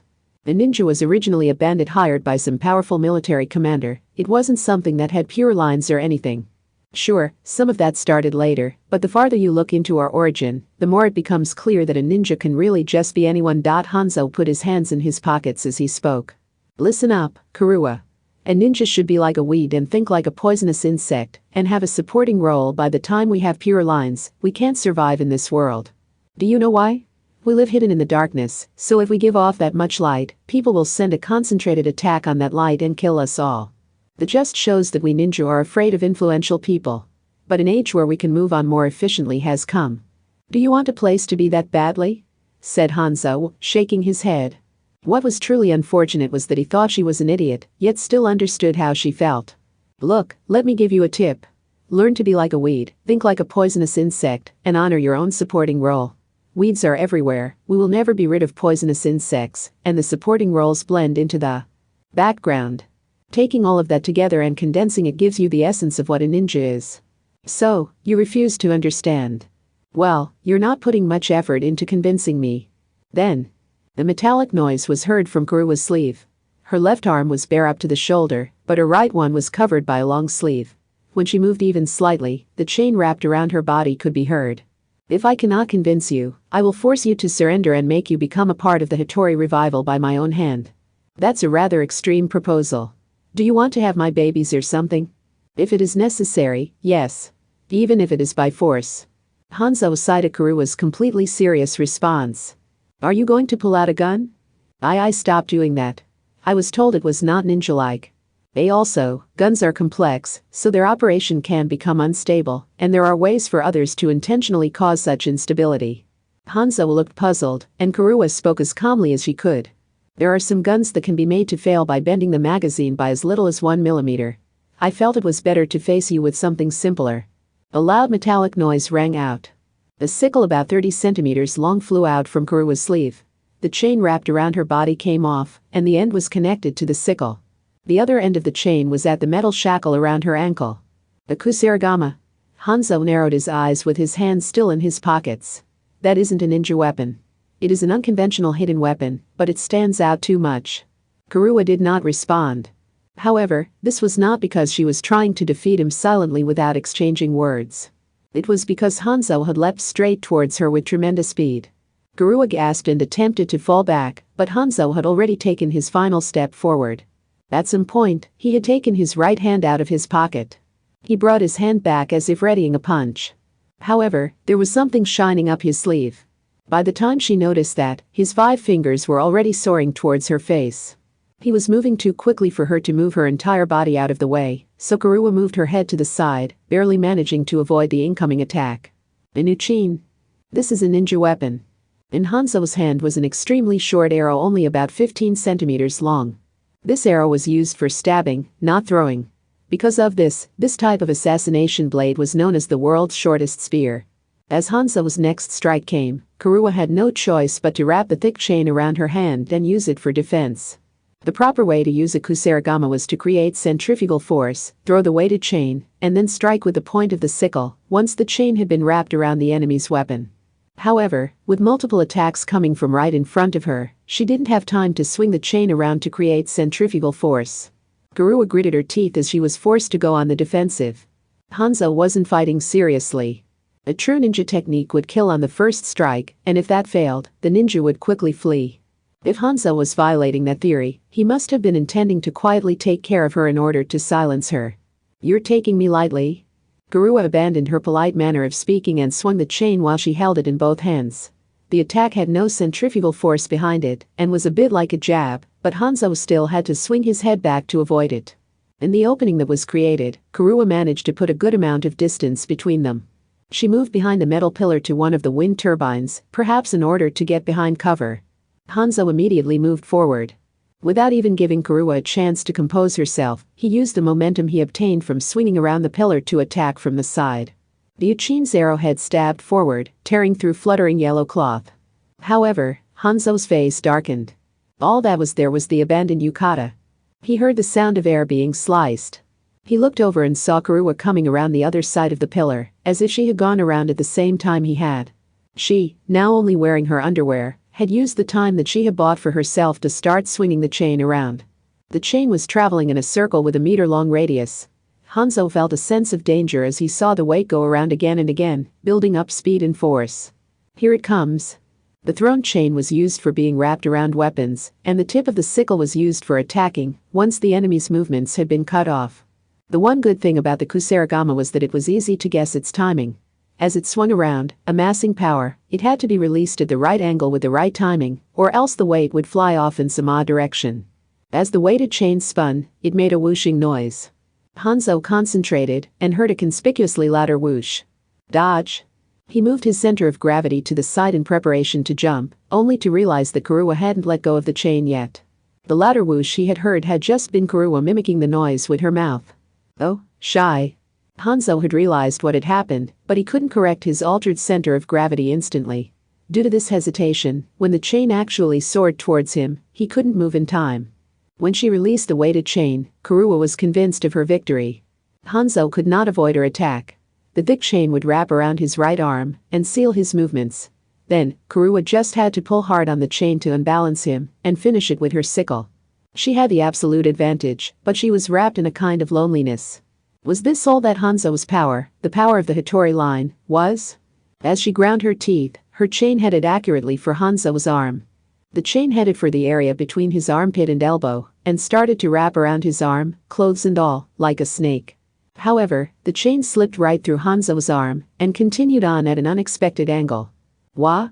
Kuruwa stumbled forward from the momentum of the chain continuing on unexpectedly.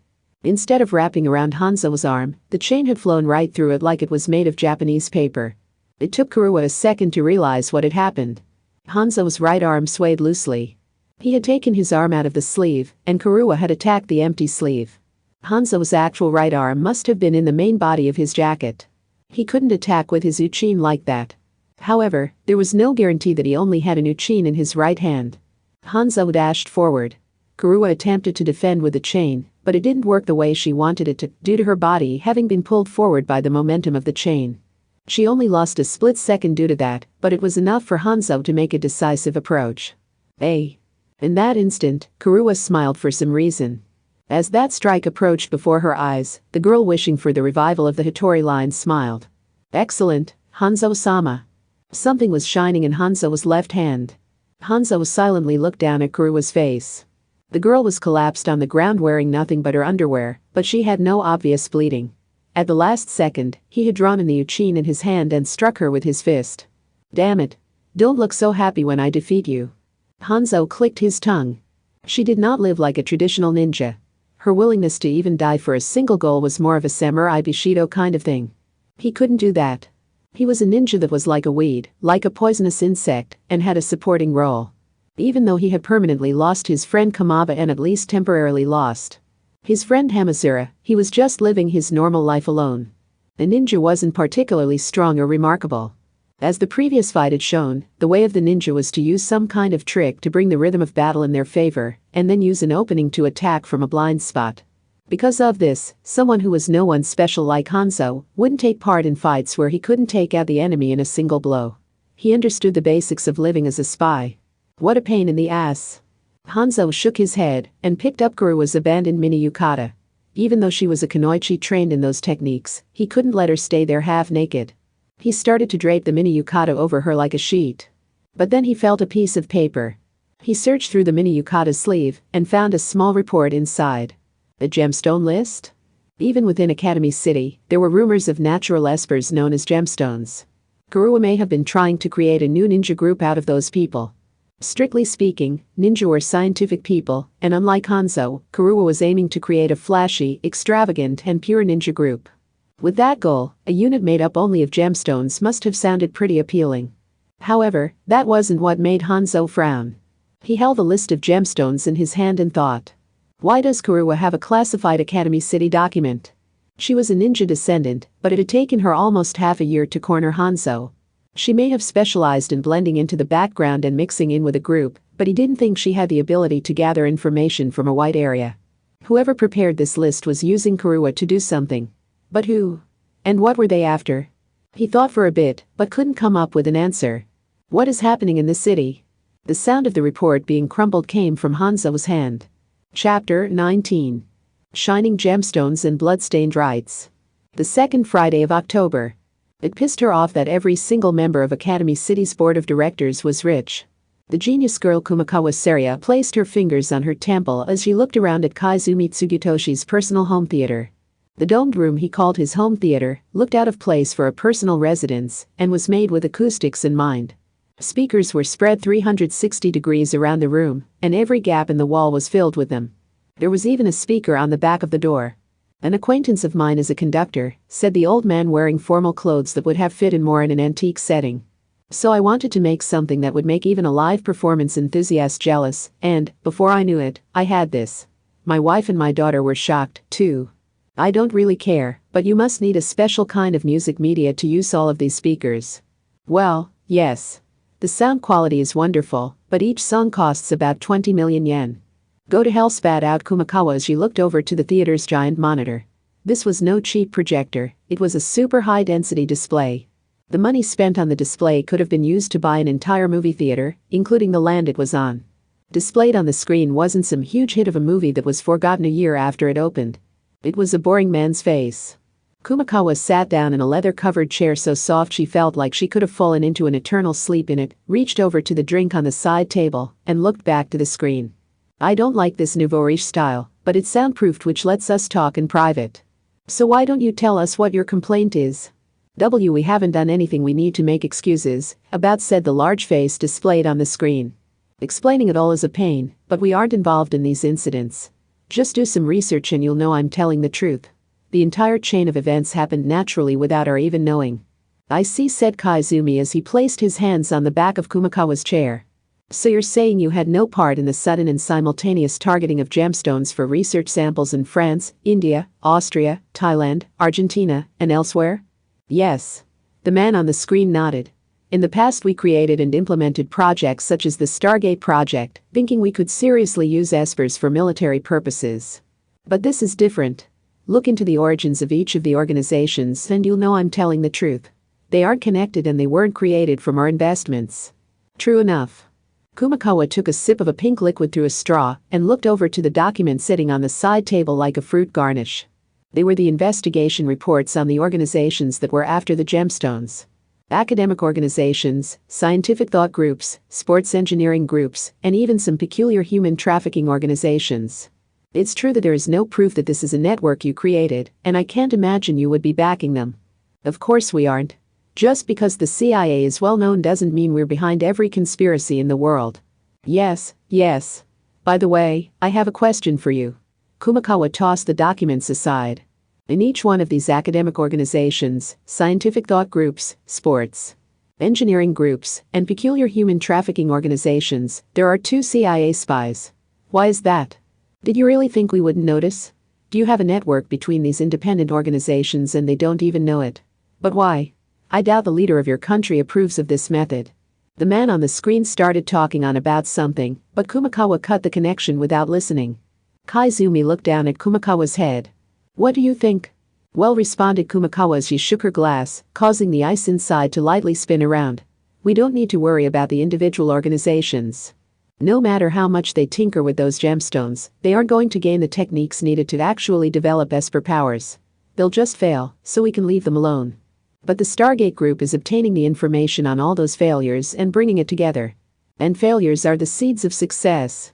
If they refer to the data on countless failures to create an outline, they may be able to succeed. What are the odds of that? Responded Kumakawa sluggishly. 0%. We don't need to worry about it.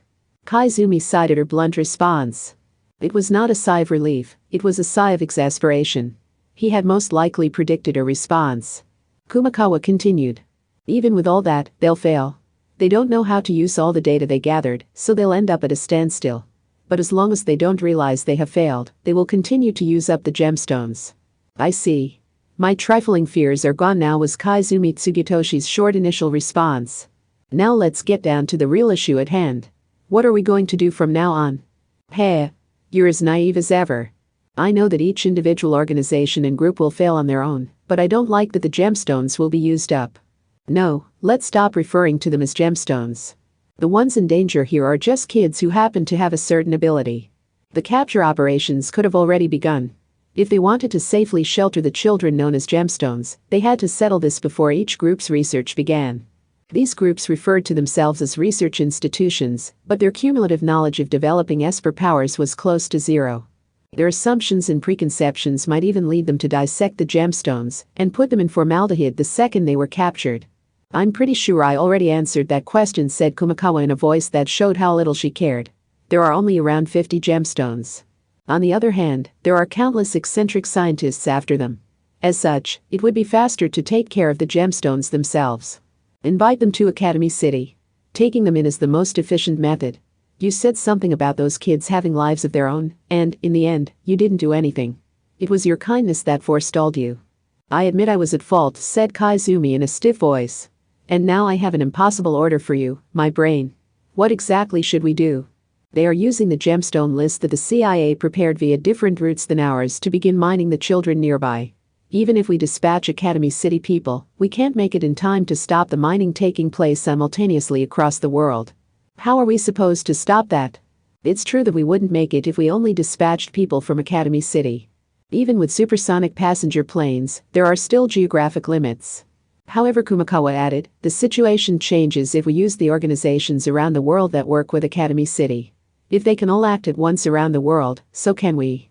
You make it sound simple, said Kaizumi, expressing his disapproval. You say they work with us, but it's nothing much. Most of them are basically companies we make business deals with, and groups we supply with resources. There are fewer than 10 organizations we work with that have a military side fit for leaving something like this to. It would be impossible for them to immediately gather up the around 50 gemstones. In Academy City's modern society that relied on science, almost everything was controlled indirectly, but that indirectness caused the execution of orders to be slow and lessened the ability for adaptation. There was no nice, convenient card that let them send troops all over the world that very instant. That may be true on the surface. I don't like owing people favors, but we should just bow down and ask that frog to help us. What are you talking about? Kumakawa sipped the rest of her drink through the straw and smiled before continuing. I'm just going to have some girls with identical faces fight for us. Chapter 20. How to respond to a number of simultaneous tragedies. The second Friday of October. It was time for the periodic reports. Glacials, UK, Higher Contact Society. Misaka has suppressed the 4th, 8th, and 13th domes, reports Misaka number 17,000. Lausanne, Switzerland, World Intellectual Club. Misaka has taken out an armed guard, says Misaka number 18,022 as she provides her confirmation. Guadalajara, Mexico, Sixth Sense headquarters. Misaka has blown up the main entrance to the research building, says Misaka number 14,333 as she heads further in. Dizito, Argentina, Human Sports Analysis Center. Misaka has finished taking control of the secure electronic lock, says Misaka number 15,110, as she opens the route to the secret area. Davao, Philippines, Humanities Wisdom Headquarters. Misaka discovered an escape boat and is going to take care of it beforehand, says Misaka number 10,090, as she begins her attack. KSSHH. KSSSHHH. KSSSHH. KSSHH. KSSHH. Ahmednagar, India, Blueprint of the Gods headquarters. Misaka has destroyed blocks A, D, and L, says Misaka number 12,053 as she continues her work. Beijing, China, Human Evolution Committee. An attack helicopter has appeared, says Misaka number 19,009 as she sighs. La Paragua, Venezuela, Special Energy Laboratory.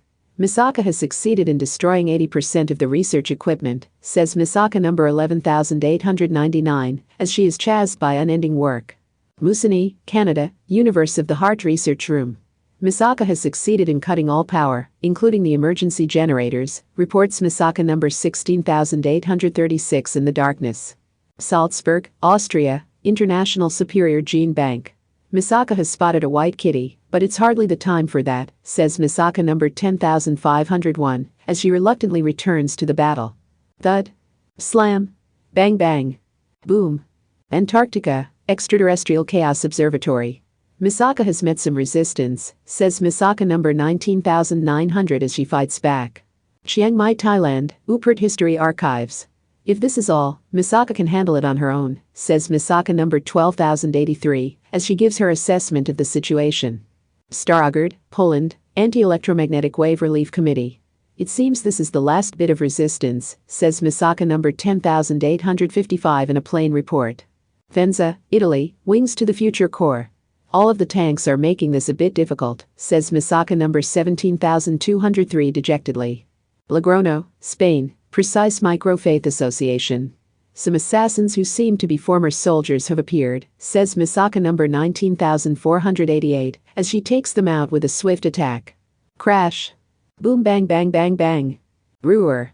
Gunsan, South Korea, Leading Edge Science Laboratory. Misaka has restrained all of the main researchers, reports Misaka number 15,327. Angoulême, France, National Inerrancy Analysis Laboratory. Someone has just commented that Misaka will regret this one day, says Misaka number 13,072 as she blows them away anyway. Cadajas, Brazil, World Awakening Alliance. Misaka is leaving the restrained ringleaders for someone else to deal with and hurrying on, says Misaka number 17,403, as she steps foot in the deepest area. Zacapa, Guatemala, Brain Distribution Clarification Center. As there is no resistance, Misaka is about to seize the gemstone, says Misaka number 10,050, as she heads for the 7th Research Building. Salzgitter, Germany, Paranormal Inquiry Encyclopedia. Misaka has discovered a hidden door, says Misaka number 10,840 as she peers inside. Creak. Step step. Squeak squeak. Selj, Slovenia, New Energy Mining Agency. Misaka has found a gemstone, reports Misaka number 12,481. Bergen, Norway, Proof for Miracles. Misaka has also found a gemstone, reports Misaka number 18072. Rovaniemi, Finland, Ecliptic Access Line Diffusion Committee. Misaka has begun protecting the gemstone, says Misaka number 19348 as she stretches out her hand. Sydney, Australia, Mobility Clarification Club. Misaka has confirmed a path of escape and is leaving the facility with the gemstone, says Misaka number 17009 as she begins to move. Braganca, Portugal, 7th Age Weapon Laboratory. Misaka's escape was a success, and she has guaranteed the safety of the gemstone, says Misaka number 15113, as she takes a short rest. No, it is too soon to relax, says Misaka number 10032 in an emergency report. Isn't number 10032 in Academy City? Asks Misaka number 14014. Why is there an emergency report coming from there? Asks Misaka number 18829 in a request for an explanation. There is an intruder. A single intruder. The intruder's target seems to be Academy City's strongest gemstone, the 7th level 5, says Misaka number 10032 in a supplementary report. KSSH. KSSHHH. SSSHHH. SSHHH. KKSSH. Chapter 21. Those with an undetermined identity. The second Friday of October. The scene was a strange one. In a container storage area in District 11, around 9 girls had collapsed next to a line of giant metal boxes. The girls' clothes, hairstyles, heights, physiques, and even faces were all identical. They were the sisters who had been created from the cells of a certain level 5. Rifles were on the ground, empty shells were scattered about, and the girls were on the ground unconscious. One man was standing amid it all. He was unscathed. The man who should have become a magic god, Olorus, took in the nighttime scenery and his eyes narrowed slightly. This man was so powerful that the entire magic side was after him, and yet he had managed to crush every pursuer that came for him. He had not faced defeat even in the headquarters of the Science Side, Academy City. Wow, this is pretty amazing, came a sudden voice. A boy was standing a bit away from the collapsed girls. He was number 7, Sajida Gunha. He was Academy City's 7th rank level 5, and also a true man of love and guts. His face showed displeasure for the scene before him. But that was not because of the existence of 9 girls with the same face. Sajida was not bothered by such trivial things. These 9 gorgeous girls, I guess that's what I'd call them. Well, anyway, you seem pretty pleased with yourself for mercilessly beating up some girls. Amazing. I've never seen someone with less guts. I have my reasons. Olorus smiled slightly. He slowly turned his head and looked at number 7. If Academy City was just going to gather up the roughly 50 gemstones in the world, I wouldn't stop them. However, there is a risk that they will use them for some unknown kind of research here. With the irregular method with which the gemstones had been invited to Academy City, they were a rare existence for the Academy City scientists. It was possible some perverted scientist would imprison them in some dark laboratory. I thought I should give them a warning. It's not quite as vague as having a check on them. It's more of a negotiation using force. If I can just easily defeat the strongest gemstone, who is also the number 7 level 5 in Academy City, that should be enough. That should get across to him what I plan to do if anything happens to the gemstones while they are here. Hey, number 7 smiled slightly. Excellent. Now that's a line with some guts in it. So you're negotiating with the darkest depths of Academy City and basically picking a fight with them for the sake of only 50 kids. And you're going to physically clash with a level 5 to do it. Good, good. That's a spirit with quite a bit of guts in it. But you know, said Sajida after remaining silent for a moment. I don't know who these girls are. And yet they risked their lives to put up a fight full of guts. They may have even been fighting to protect me, someone they had never even spoken to. I don't have any real reason to risk my life here, but I'll show some guts. And as such, I'm going to truly crush you. The action number 7 took immediately thereafter was simple. He rushed up to Olorus, grabbed his face, and threw him against the nearby wall of containers. However, what would happen if that series of actions was done at twice the speed of sound? A tremendous noise rang out. The steel containers were easily crushed, and Olorus's body flew through the mountain of containers and a few dozen meters beyond, after he slipped from Sajida's grasp.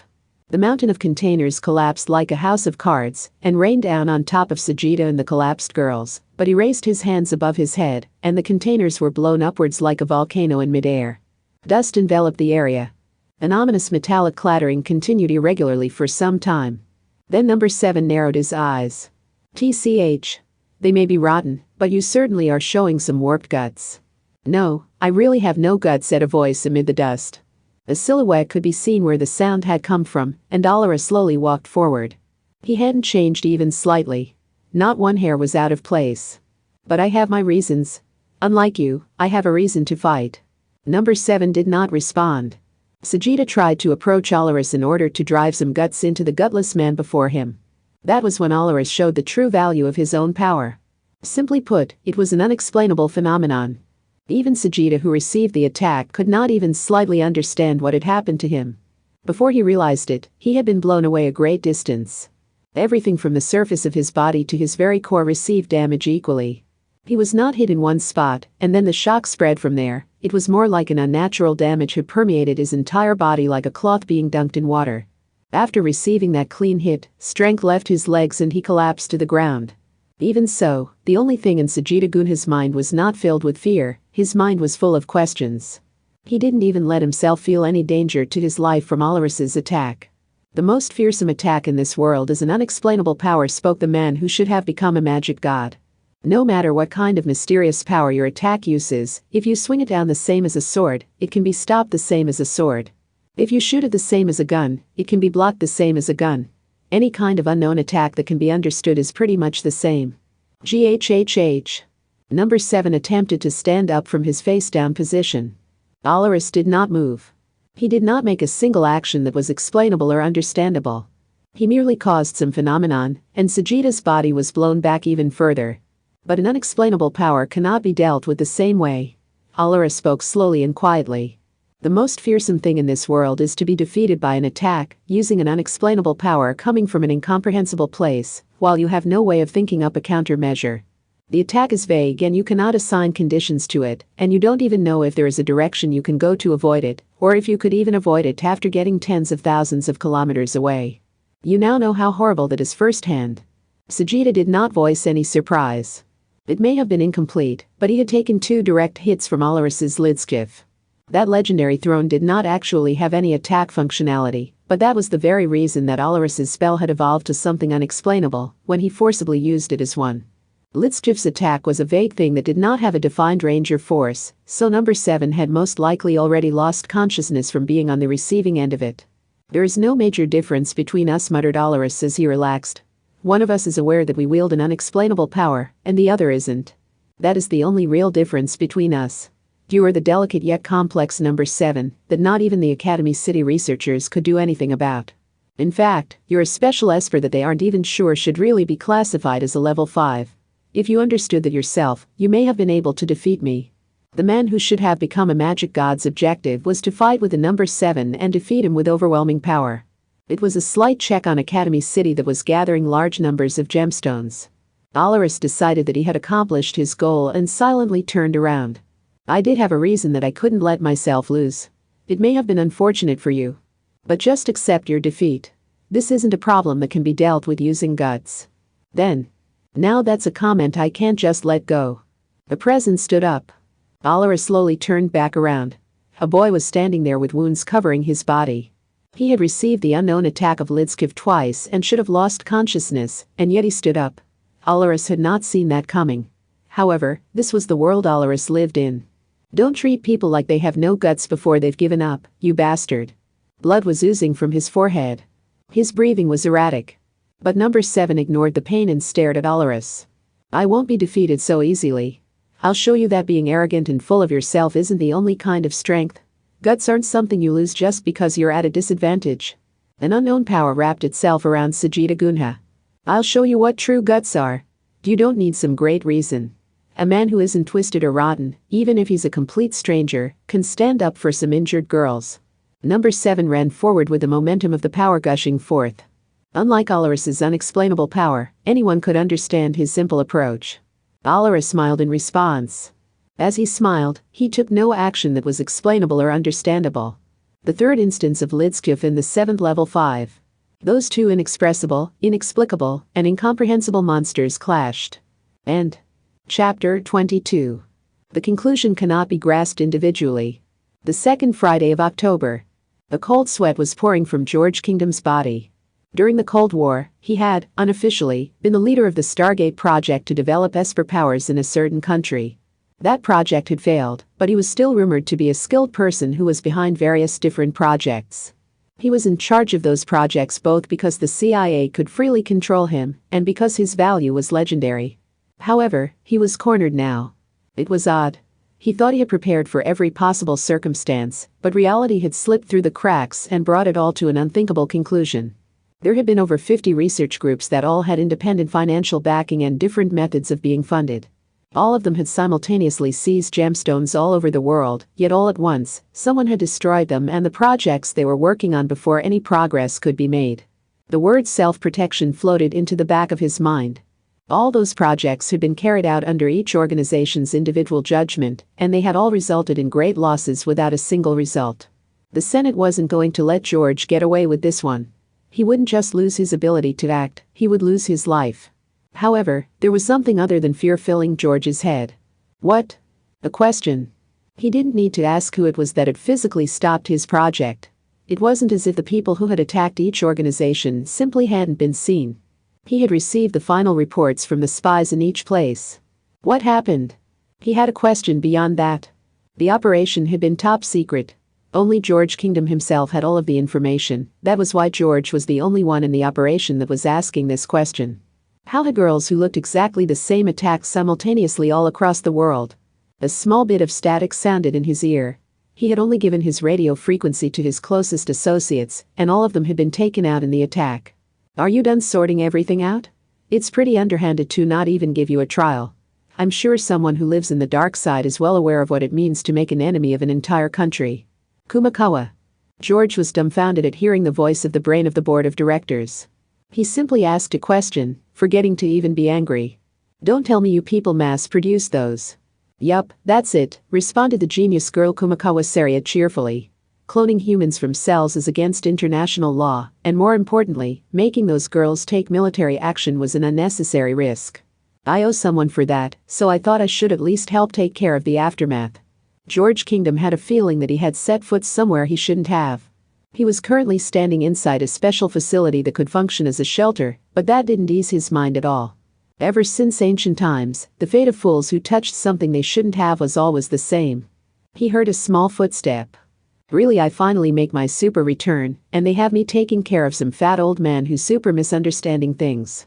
Well, once I'm done here, I can go watch a super movie. I'll have a festival of minor movies that aren't released in Japan. He heard a young female voice. George Kingdom did not turn around. Before he could send a signal to the muscles in his neck, it was already over. Number 7, Sajida Gunha, lay collapsed on the ground with obvious wounds all over his body. He was lying face up, staring at the starry sky. The intense fighting had left its mark on the area. One side of the mountain of containers had collapsed, the asphalt had been ripped up, and in some places, the ground itself had split and was rising up like a cliff. Even after doing all that, he hadn't been able to win. During that fight, the man who should have become a magic god had been above Sajida Gunha. Wow. He had been beaten down with an overwhelming power, yet his eyes were filled with a pure light. It was the light of hope. The world was still overflowing with ridiculous monsters, and there were plenty of things he didn't know about. The world was vast. That was the honest feeling wrapped around number 7. It was obvious, but the world was vast. The world is filled with amazing people. Number 7 hadn't been up to it this time. And most likely, that man who should have become a magic god had been holding back. It had felt like he was playing around. Number 7 had faced him with all his might, but the man had easily dealt with it, and then spared his life to boot. It had been overwhelming. Sajida Gunha understood that truth as he stared up at the starry sky, and then he slowly stood up. It was much like the action of someone waking from a midday nap. He spoke as he raised his hands and slowly stretched. Now then. I need to renew my guts and train myself all over again. A single vaguely defined road stretched along an Arizona desert. A man holding a cell phone was sitting on the hood of an off-road car parked on it. It was Misaka Tabagake. He was the man who led the world in a better direction without relying on violence by proposing what it was the world lacked. It seems something rather troublesome happened. It is just the usual violence. It was nothing that required you. True enough. I don't use that kind of method. I can come up with at least 3 more peaceful methods off the top of my head. It is a matter of cost. It depends on the situation, but this time, a violent method was cheaper. What a boring reason. Misaka sighed and picked up the coffee cup sitting on the hood. So, now the small bits of possibility that were spread out around the world have been gathered up by Academy City. They didn't have much of a chance to begin with, but now pretty much every hint towards successfully developing Esper powers has been cut off. You really are the only one that profits from this. Misaka smiled and took a sip of the bitter liquid before continuing. By the way, there's something I wanted to check with you about regarding that violence. What is it? Those areas were pretty chaotic, so people's accounts of what happened aren't too reliable, which is why I'm just checking. Although, Academy City is a city of espers, so maybe there's someone who can make copies of herself or some monster who can teleport hundreds of thousands of kilometers. Anyway, I've heard that identical-looking girls were spotted near the estimated 50 research facilities all over the world. Misaka Tabagake's manner of speech changed. It wasn't a change due to a wave of emotions, but there was definitely a change. As I said before, the eyewitness accounts can't be relied on, and Academy City is a city of espers. Even if something that seems contradictory happens, you can just say that there was actually a special power behind it, and the conversation ends there. I will leave this one to your imagination. However, I will tell you this much. This is not a problem you need to worry about. I see, responded Misaka. He then asked a further question. So, are you also saying that I shouldn't worry about the information saying that the girls who were spotted resembled my daughter? HRM. Hey Aleister. If you say I don't have to worry about it, then fine. After all, I can't trust what you say in the first place. But there's one thing you need to keep in mind. If you do anything to my wife or daughter, what do you think will happen once I find out? Do you know what it means to make an enemy of a mere father? Think about those things. How would you do it? Aleister's voice asked a simple question. How would a normal freelancer attack the chairman of Academy City's board of directors? It's true that there may not be anything in this world that can take you out in one blow, admitted Misaka Tabagake. However, my job is to point out what it is this world lacks. If the world is lacking such a thing, then the ball's in my court. That is why I gave you that warning. So keep that in mind. The conversation between the two adults was over. After that dangerous exchange, they both slipped back into the darkness of the world. Sylvia was vacuuming the apartment's hallway. Most of the kids a certain idiot had brought in had been taken in by churches or had found a new life with foster parents, but a few remained in the apartment. This was not because no one was willing to take them in, the children themselves wanted to wait for that certain idiot to return. She sighed. Why was she there? Her extended overseas training to polish her skills as a bondame was over, and the United Kingdom had ordered her to return again and again. She wasn't getting paid, and she wasn't doing it out of a traditional master and servant relationship. She earned her own living expenses, so there was no real reason tying her to that particular apartment. Now that the idiot had left, there was no real meaning in staying. Returning to England or moving to a nicer place would have been the better option, but Sylvia simply did not feel any urge to leave the apartment. Her reason was a silly one. She refused to put it in words because it was too ridiculous. When Sylvia sighed again, she spotted something. She brushed at her hair, put down the vacuum cleaner, and headed for the entryway. She opened the door like always, and said the same thing as always. Hey, welcome back, you dumb bastard.